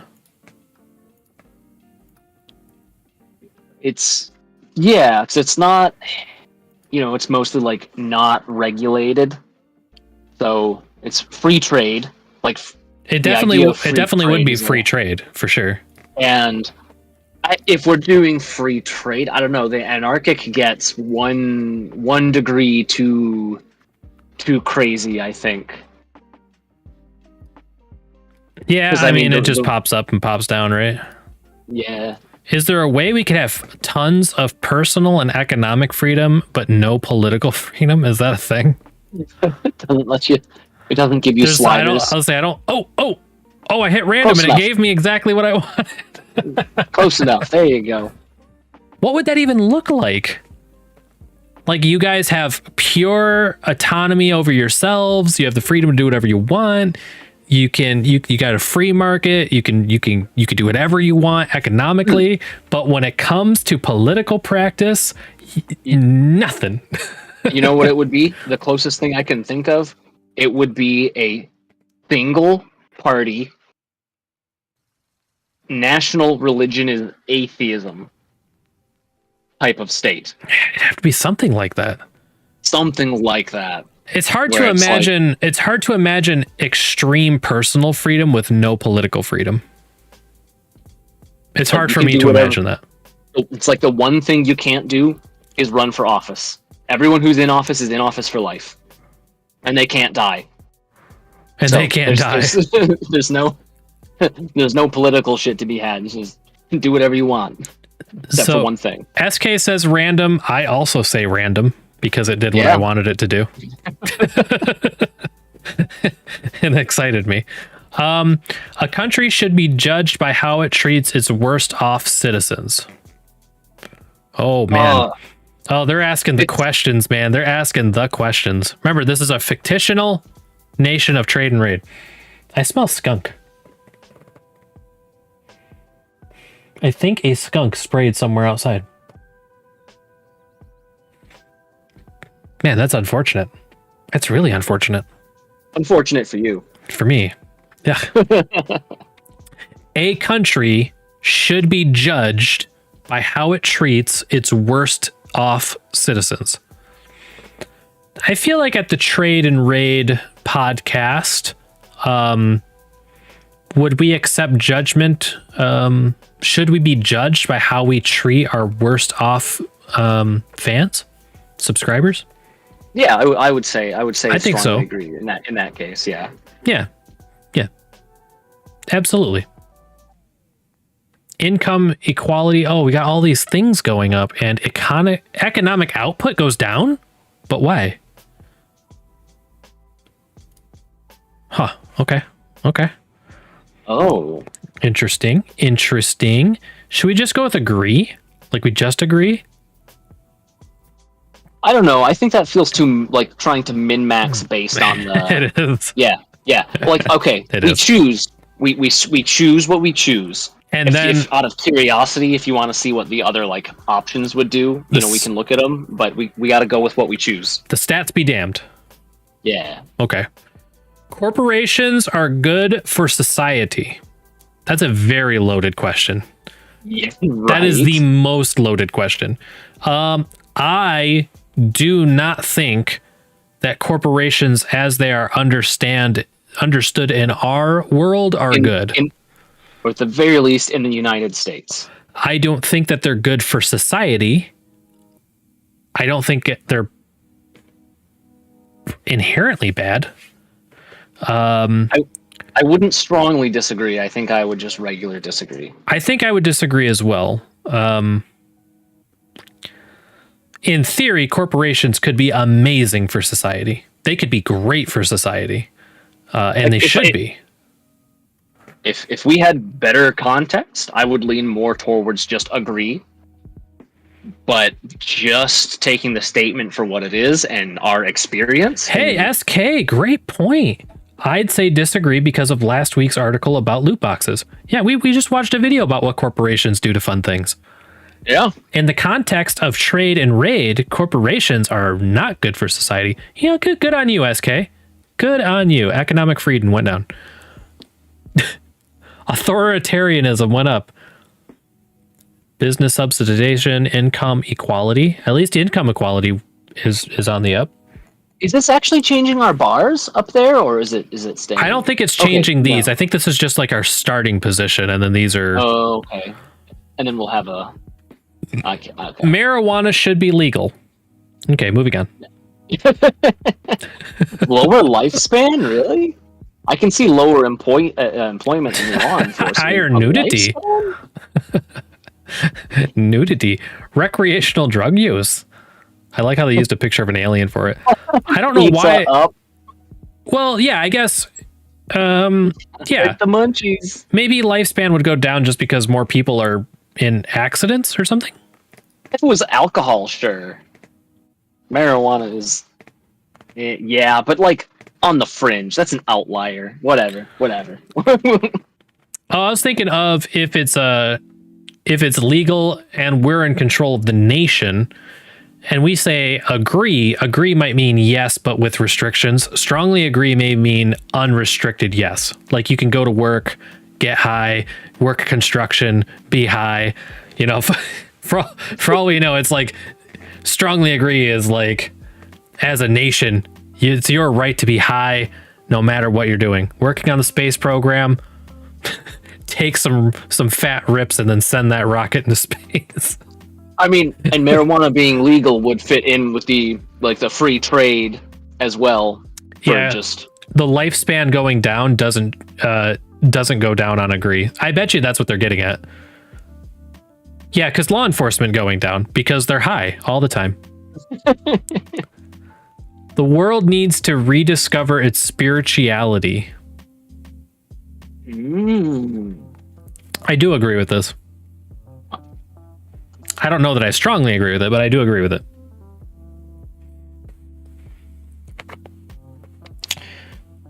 The spirit of, I guess when I read spirituality, I'm not reading that as religion. I'm reading that as like a kind of drawing away from existential dread and moving a little bit more towards ephemeral things. Yeah, like having a little bit more losing spiritual bonds 100% and being high at the same time can lead to some bad thoughts. I don't know. I think I'm leaning more towards just a disagree. I think there's too much spirituality, and a lot of the spirituality that is out there is not proper, but maybe rediscover would mean it would be proper. I'm leaning very heavily on the word rediscover, that it's like resetting the playing field and getting into something that's a little bit more like rooted. Yeah, a grassroots movement basically to just, and hey, it does fit in with the weed, right? Right. Yeah, you can't have existentialism and free weed for everybody.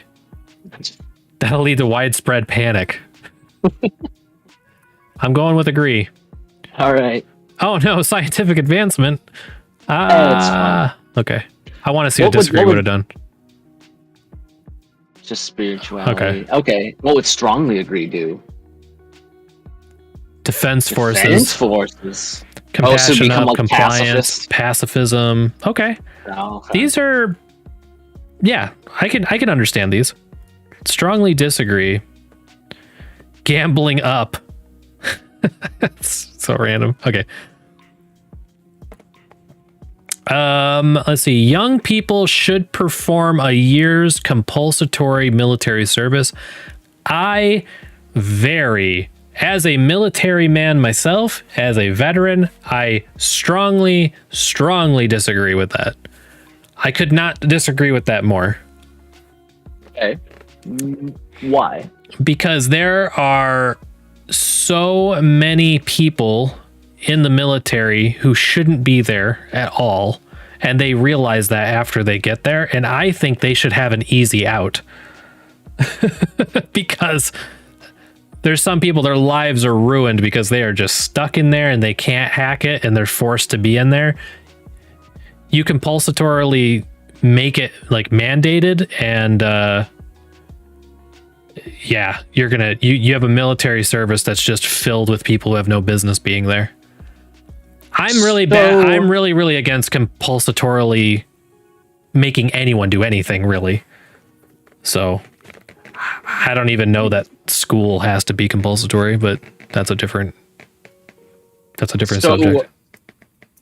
To contrast against that, I am thinking of Sweden. Sweden actually has universal conscription, which I think I think there was a period where they didn't actually have it, but then they did reactivate it in the late 2010s. And one of the things that they have talked about as being a big positive for that has actually been around gun control issues. Because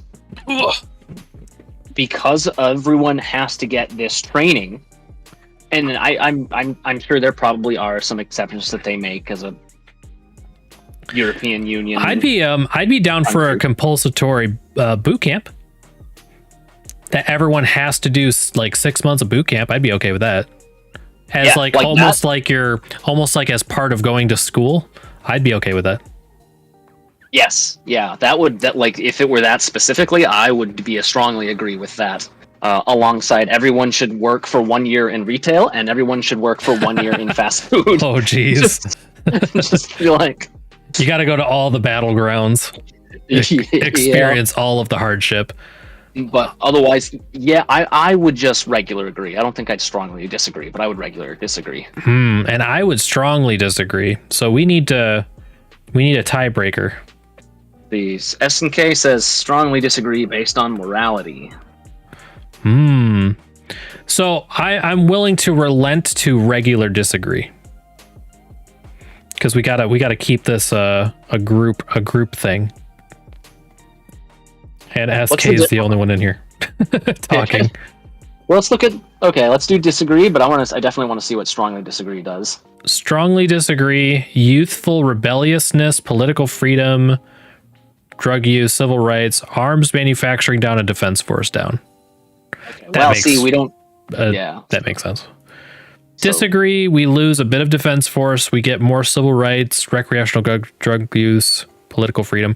Agree: we get social conservatism, law enforcement, defense force, authoritarianism. Youthful rebelliousness goes down. I mean, these totally make sense, though. I mean, if you're required to, that makes sense. Capitalism is on the way out. What does that mean? I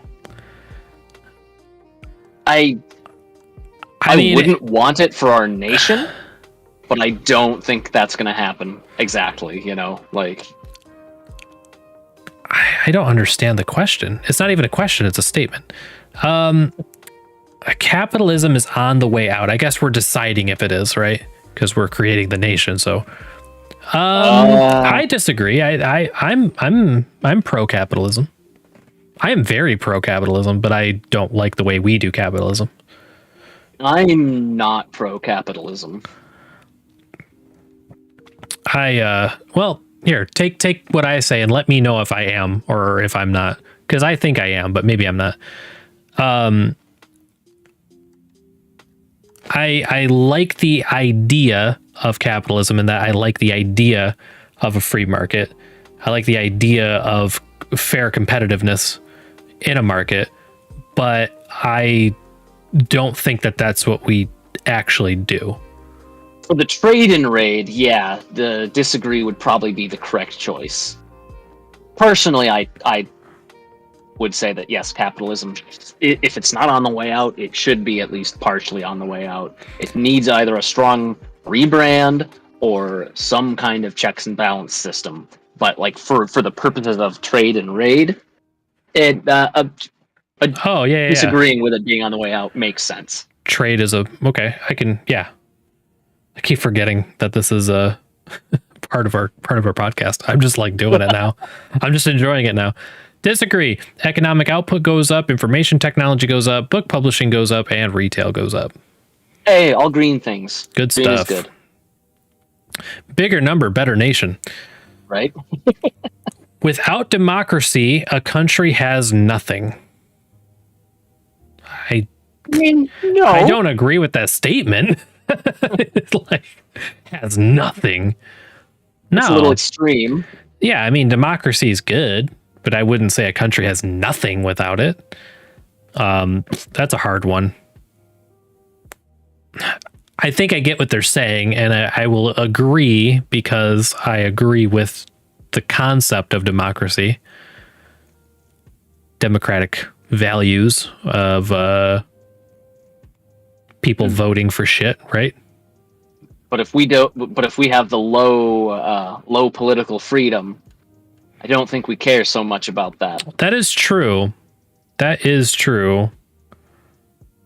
I would say for trade and raid, I don't know if I'd strongly disagree, but for trade and raid, I think I would just disagree. Disagree? We'll disagree. Authoritarianism up, We're political freedom actively down. engaging in democracy right now. My opinion matters, democracy. Well, authoritarianism because I'm deciding whether it does or doesn't. And no one can hold me accountable.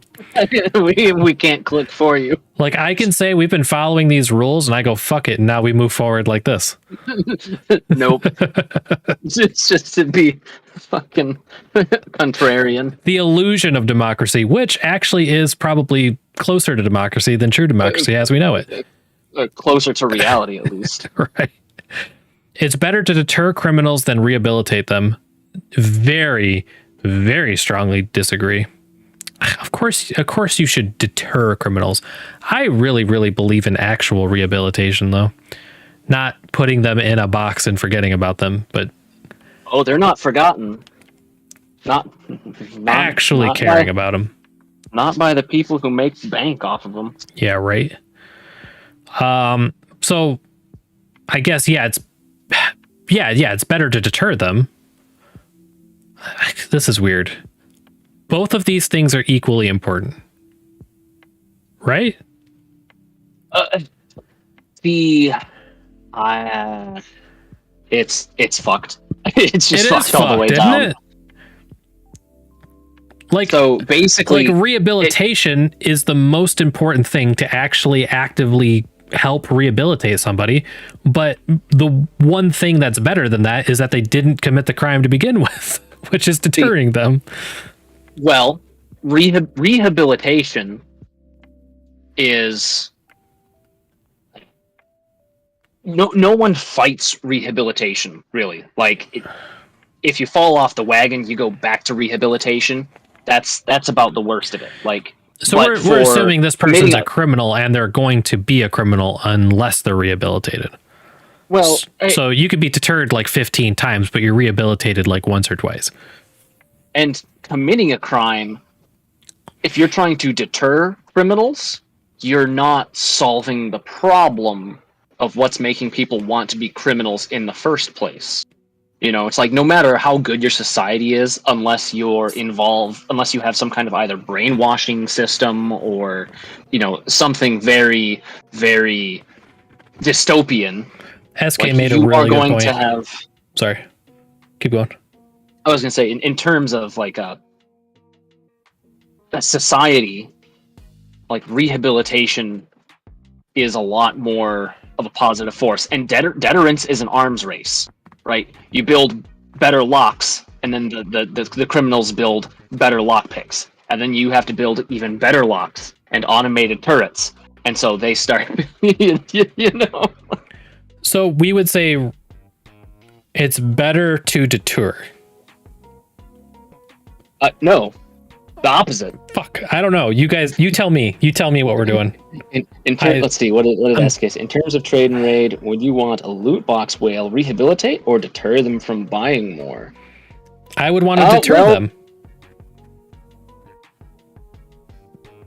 Okay, how do you do that though? The outcome's the same though. If they've been deterred, then they may come back for more. But if they are rehabilitated, then they won't come back for more. So I guess that kind of means that rehabilitation would be better. Rehabilitation would be better if it works. So okay, if we're looking at it almost dystopian, right? So if saying a loot box whale came and bought stuff from trade and raid, if they were a whale for trade and raid, that means they gave us a bunch of money, which is good for us. And then they realized they had a problem, went to rehab, and stopped giving us money. Well, they already gave us money once, which is good for us, and then they got the help they needed, which is good for them. Not necessarily morally the best outcome for, but more positive than us being like, no, we're going to be a poor podcast and we're going to prevent people from giving us money, and then they just go like, okay, well, I'll find a different podcast and give them a bunch of money then. You know, it's a really fucked. It's fucked either way, but I've clicked. Okay. I've clicked and it stands. We're going with rehabilitation. Yep. I have been thoroughly convinced. Whew. Okay. Yay, compassion. History. Oh, this is our history. Civil bloodbath survivors, long-suffering but still optimistic pilgrims. That sounds like me. Sounds like every millennial. Diplomatic homeland wranglers, like-minded isolationists, plucky, malnourished pioneers, ethnic cleansing refugees, sackers and salvagers. I guess that might be us. Dude, that's top. That's on brand. Recently discovered, undiscovered tribe, violent. Okay, yeah. Yeah, sackers and salvagers, right? Trade and raid. Yeah, that's just on brand. Yep. Simple-minded barbarians met advanced scholarly empire. Barbarians sacked empire for shiny things. That's how we got our nation. We took their shiny shit. Nice. Hey, death Now we rate's up. realize- Nice. So is crime. Welfare is down. I want to It's fine. see what this one does. Just spirituality, really. Departed godless homeland to found new spiritual paradise. Does it change every time you click on it? No. Cool. All right, that's our history. Simple-minded barbarians met advanced scholarly empire. Barbarians sacked empire for shiny things. Now we got to trade it all away for food because you can't eat gold. Nation name, trade and raid. Hey, and it's available. Nice. We are a republic, kingdom, empire, commonwealth, federation, colony, principality. Oh boy. The People's Republic. The Dominion. The Most Serene Republic. Constitutional Monarchy. That sounds like us. Rogue Nation. Ooh. Oh, Community. The Community of Trade and Raid. There you go. That works. I want to read the rest of these, though. Nomadic Peoples, Borderlands. The Borderlands of the Incorporated States. The Rogue Nation. Yeah. This website is nationstates.net. Flag. There's a bunch of real-life flags. Which one has? We need purple and black in it, right? I think we can make our own flag later. Oh boy, I clicked it. I'm gonna go to P and see if they have pirate flag. Missed opportunity if they don't. Ah, they don't. List of flags containing the color purple. Thank you, Wikipedia. Oh, How many are there? a lot, but some of them are like very subtle, or I wouldn't really count them.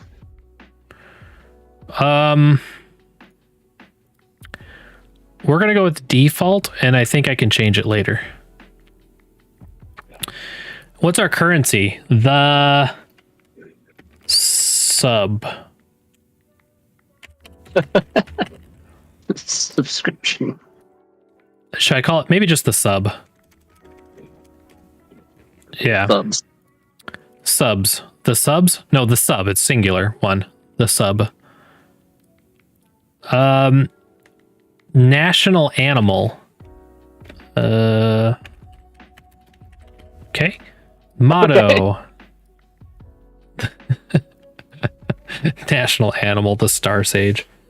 I don't know. National animal. I don't think we've done anything remotely close to even like we haven't even talked about any animals, have we? Not any real animals, I don't think. A lot of fake animals like Pokemon. Right. Then the viewer. Oh, there you go. As long as you guys don't. Oh, chat. Oh, the chat. Yeah. There it is. The chat. There it is. Should it be the subscription? Currency, the subscription or the sub? The view. The view. Oh.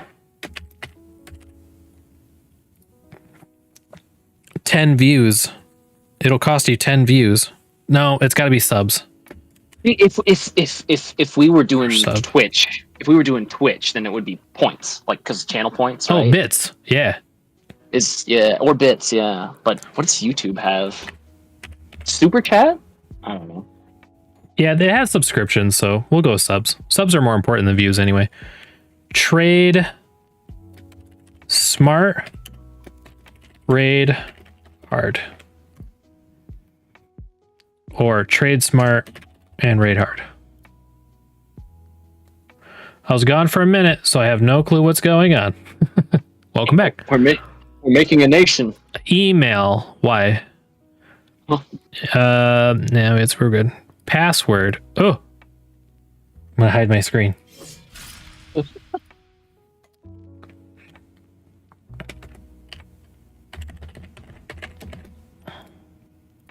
Dang it, autofill. Yeah, I made one a long time ago, like 3 or 4 years ago, and it still remembers. Remember me. I agree to the terms and conditions. Create nation state. Yes. Cool. There it is. The trade and raid left-leaning college state. The community of trade and raid. Trade smart, raid hard. Civil rights, a world benchmark. Economy, reasonable. Political freedom, some. And we ended up in the East Pacific. The community of trade and raid is a fledgling genial nation notable for its absence of drug laws. The devout population of 5 million trade and radians enjoy extensive civil freedoms, particularly in social issues, while business tends to be more regulated. The medium-sized liberal government juggles the competing demands of defense, education, and welfare. The average income tax rate is 21%. Nice. But much higher. I thought for a second there, I thought that said 81%. I was like, ugh. But much higher for the wealthy. The trade and radiant economy, worth 188 billion subs a year, is fairly diversified and led by the arms manufacturing industry, with major contributors from gambling, wood chipping exports, and uranium mining. State-owned companies are common. Average income is 37,000 subs and evenly distributed, with the richest citizens earning only 2.2 times as much as the poorest. Crime is well under control thanks to a capable police force and progressive social policies and education and welfare. Trade and raid's national animal is the chat, which can occasionally be seen sifting through garbage in the nation cities. Sorry, chat. They got to do what they got to do, you know? Influence, 0. Yep. True. All right.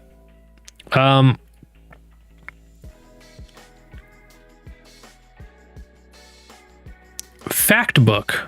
We have a fact book. We have our policies. Cannabis is legal. We have capitalism. Here's our people. People who die from cancers, pretty 10%. Old age is 58. Heart disease. Acts of God. Murder. Nice. This is crazy. I like this. Our economy. How we rank in the world or in our area. Cards, which I don't think we have any cards. We get cards later. Uh-oh. Go back. Okay. So the whole thing that's going to go on here is we're going to have issues. We're going to have issues that we have to figure out together. That's what this is. Address issues. And I'll work on the nation later. Like I'll change all the looks and stuff so we got our branding on it. Minorities demand representation in TV soaps.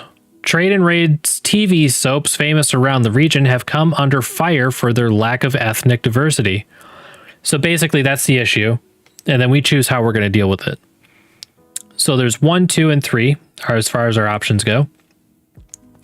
Every night, my family and I sit down to watch the brash and the backstabbing, says McDonald. But where are the Illuptians like myself? Lilliputians. Oh my god. Lilliputians, the Big Topians, the Mark Notorians, people from those cultures can be just as brash and backstabbing, but we never see them on the screen. The government must act to remove this silent apparent from our TV screens. Those Lilliputians don't know how good they have it, says Sims, spokesperson for the Tasmanians, I guess, ethnic stereotypes. Tasmanians are on television all the time, but always in crude, stereotypical roles. The answer is not to enforce ethnic quotas, but to award government prizes for the positive portrayal of minorities. That'll work better and be cheaper. Option number 3, the government should do what now, says TV studio executive Pablo Bluretsconi. You've got to be kidding. We make soaps here, not documentaries. I should be able to put whichever characters I want into my shows. Quotas? Government prizes? God save me. Hasn't the government got anything better to do? Why don't they just back off and let society work these things out on their own? What do you guys think? Well, I'm not a fan of quotas. The awards seem the least egregious to me as a thing that can be done that would be least harmful. If we're trying to, I want to try the poll button. Oh, cool, nice. Oh, all right.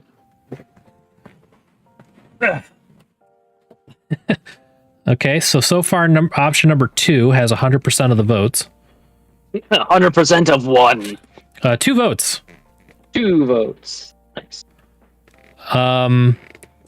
It looks like, what is that? Time? Is there like a? Oh wait, no. Number 2 is okay. It is 1 vote. Did you vote? Yeah. Nice. Okay. Nice. Oh, there's a second vote. All right, what's it? 2 votes. Must be for 3 votes. 3 votes. Hey. All right, we're all on the same. You're all on the same track. Okay, nice. End poll.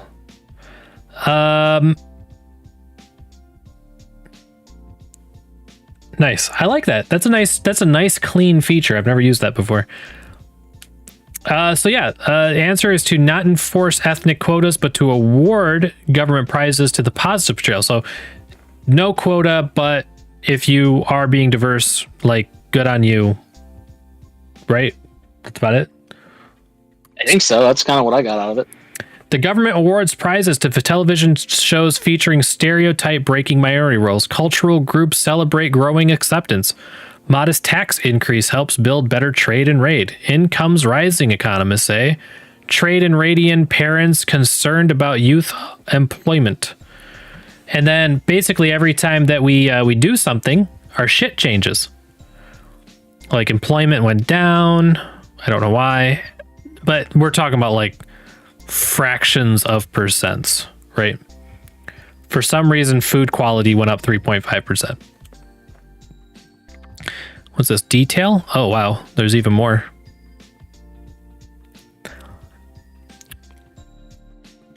Cloning research promises new breakthrough. Scientists using cloned human embryos for research are on the verge of medical breakthrough. It's really very exciting, says lab head Doris Richards. Until now, we've kept very quiet to avoid being targeted by lunatic fringe groups who for some reason think it's wrong to clone human embryos. It's too early to promise anything, but we hope that one day we will have genetic cures for a whole range of debilitating illnesses. I certainly hope the government will support our work. Well, if you have to be part of a lunatic fringe group to object to this barbaric practice, I'm a lunatic, says placard-waving protester Jean Paul Zelensky. Of course, I would be nice to cure these unnamed diseases, but at what cost? We're messing with the sanctity of human life. It's wrong. And the lab should be shut down immediately. What do you guys think? Are we a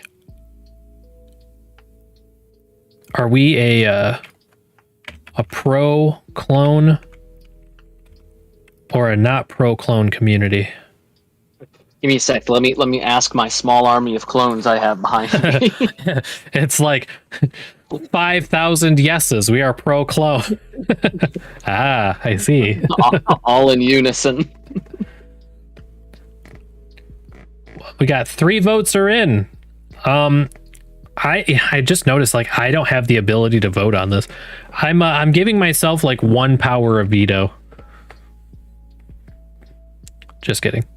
We'll go with whatever you guys want. This is a community poll, by the way. All right, 100%. You know, I like this. I approve. You guys are all on the same page, and that's how I felt too. I am also pro-clone. Scientists regularly clone human beings for research purposes. Tax on children's lemonade stands, overzealous parents protest. Teen builds working deep space exploration rocket. Fewer lazy bums than ever before. Medical researchers close in on cure for spontaneous decapititis. Randomly lose your head. Hey, we got a card, a reward. Develop clever citizens. Health. Bananas ingested per day went up 152%. Public health care. Theresa Nightingale rating up 11%. I think that's Teresa. Crimes per hour up 3.7%. Atheism up 3%. I like the way that they... Weapons per person up 2.9%.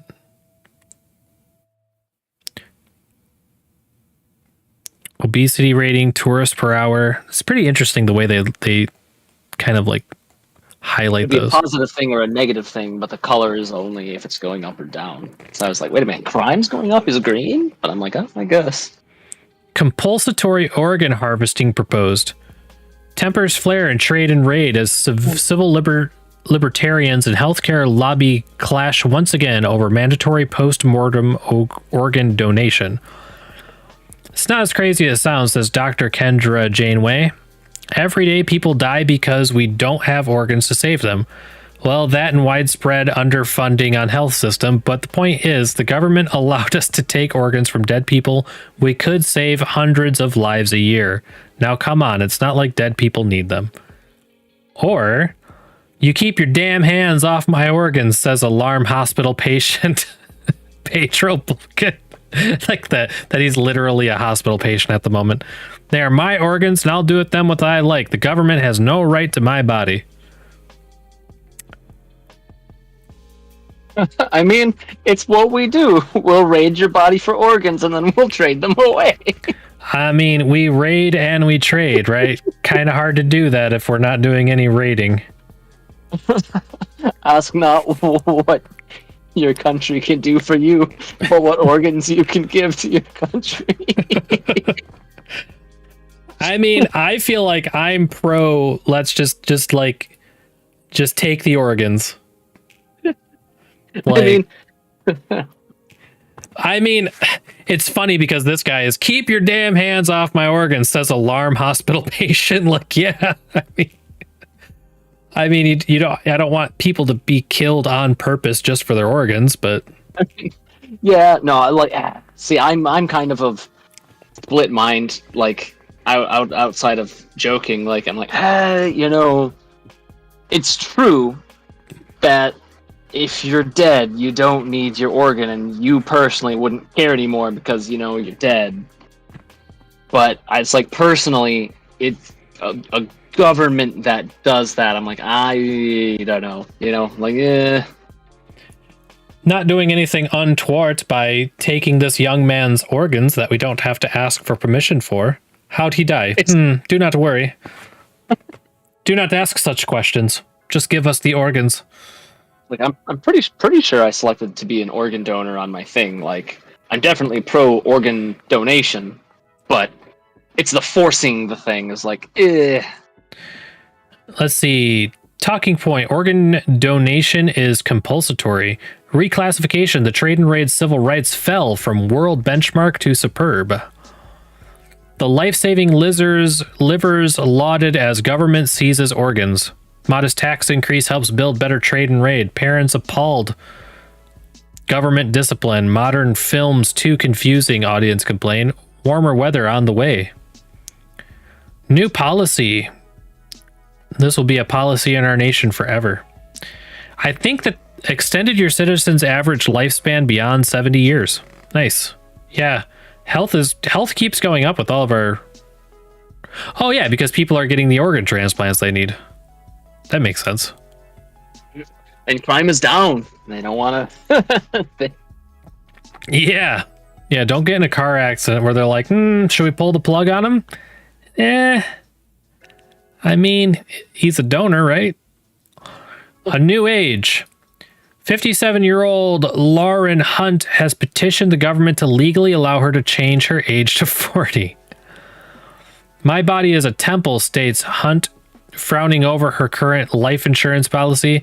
I have taken excellent care of my health all my life, and although I'm considered 57 by the establishment's calendar, I feel and look no more than 40. Being 57 is the bane of my life. I can't get a new job as employers think I only have a couple years left in me, and I never get any replies from my dating profile. People can change their identity in many ways. Why not their age? Response number 2. Is this for real? Questions Regulus Poindexter. Your 45-year-old advisor who feels and looks 45 years old. I don't like the feels. Why'd they put that? This woman is just an attention seeker.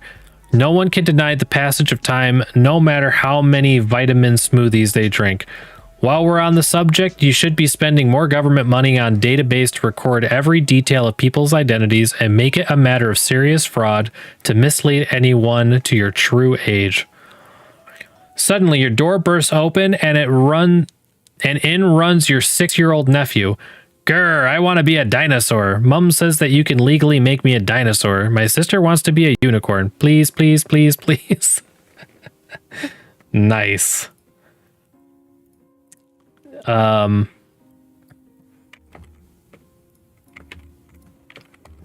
So it seems that we're going from you can change your shit whenever you want. That's up to you.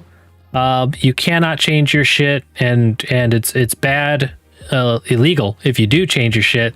And then the third one is do anything you want. It does not matter. We do have a fourth option. Oh, to dismiss the issue. Yeah. Oh, I didn't notice that. We could just be like, this is silly. No, go away. I'll have to remember to add.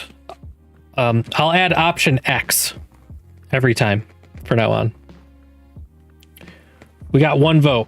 I personally vote for number 3. I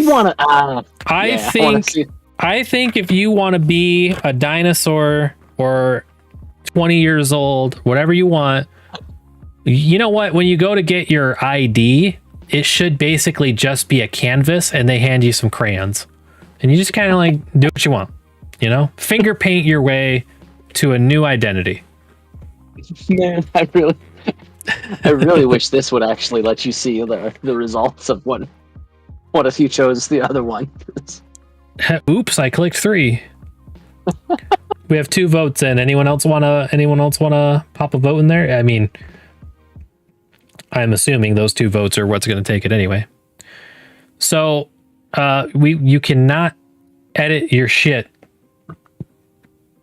in the trade and raid community. No randomly changing your age. Age is important. We need to track that shit. Hiding wrinkles with makeup is illegal. Assault figures punch through historical lows. National pride on the rise. Family groups appalled return of decency. Trade and raid parents concerned about youth employment. Yeah, I think I think we may have overshot that one. I think we may have overshot that. Hiding wrinkles with makeup is illegal. That's all right, we're gonna have to be a little bit more careful moving from here on forward. We got another issue in 10 minutes. How do I go back to my nation? Oh, right there, trade and raid. Okay. So I think it'll trade. Will it change this stuff? It might take a while for it to. Let's see. Industrious population. This seems to be the same as it was. Oh no, right here. Yeah. Trade and raid economy worth subs per year is fairly diversified and led by the arms manufacturing industry with major contributions from gambling, woodchuck. Okay, this is the same. It is the same, yeah. State-owned companies are common. Yeah. The government awards prizes to television shows featuring stereotype-breaking minority roles. Scientists regularly clone human beings for research purposes.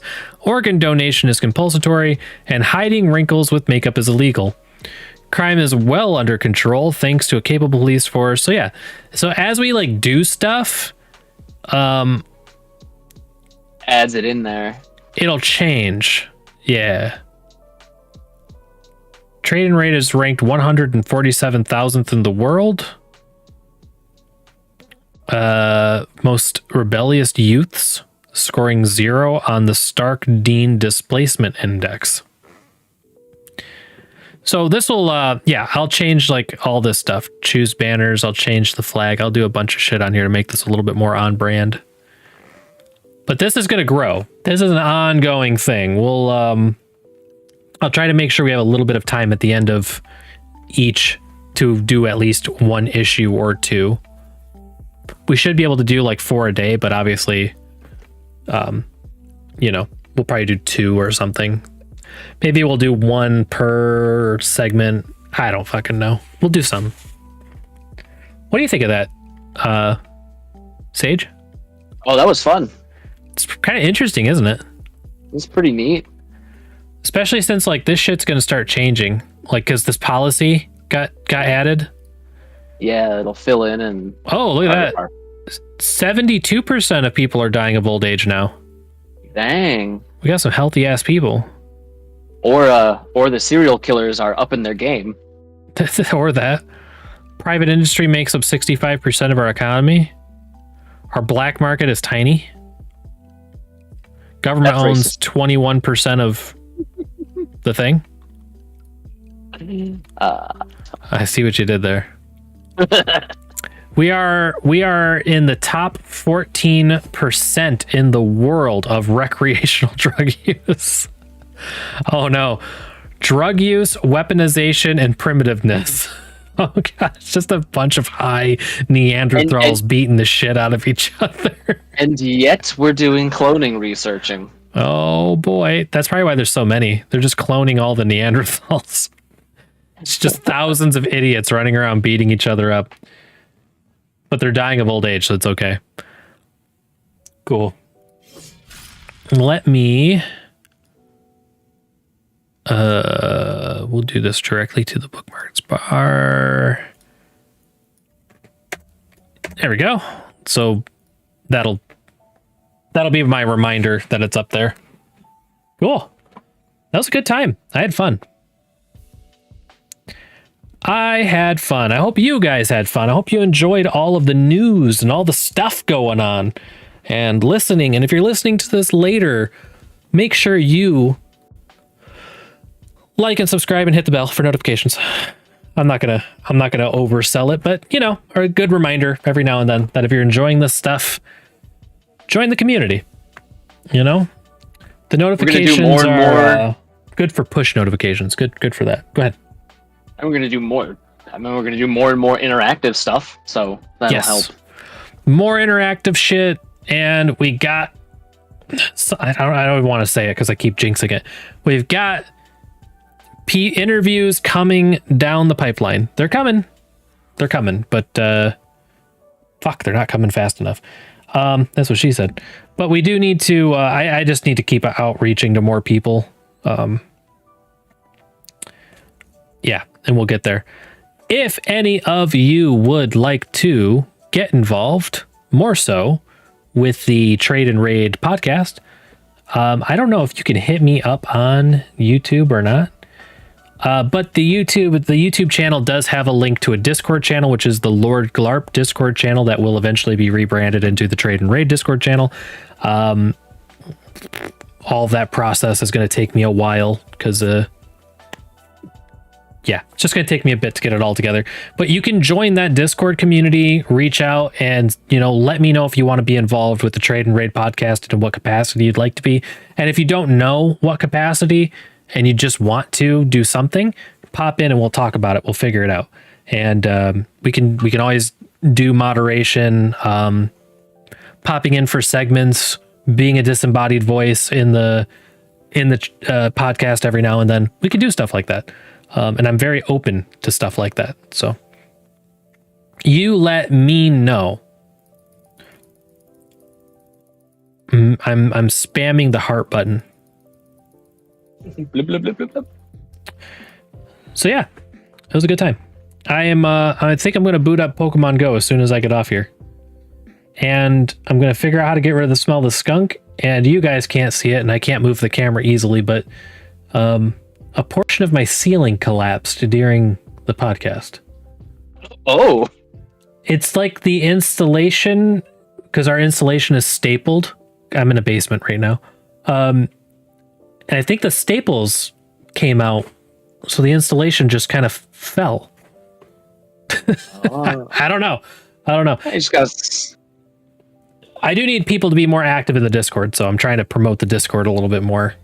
It's easier for me to be more active in there if other people are, and vice versa. So anyway, thank you guys so much for hanging out.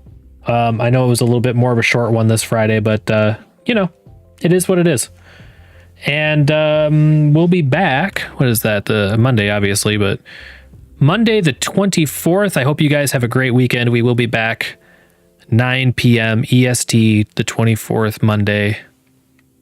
Got anything else, Sage? Catch y'all on the flip side. We'll catch you all later. The Discord. If you go to my,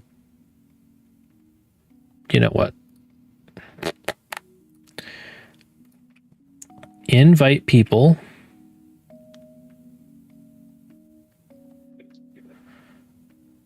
Copy. Probably post it in chat too. Yeah, that's what I'm doing right now. It's in there. The link is in there on my channel, but it's okay. There you go. Super easy. Easy day. Probably should do that anyway. Probably should post that in there every now and then. I probably should have all my links in the video descriptions. That would be... I'm going to make a note of that. That would make sense. All right. We'll catch you guys later. Have a good one.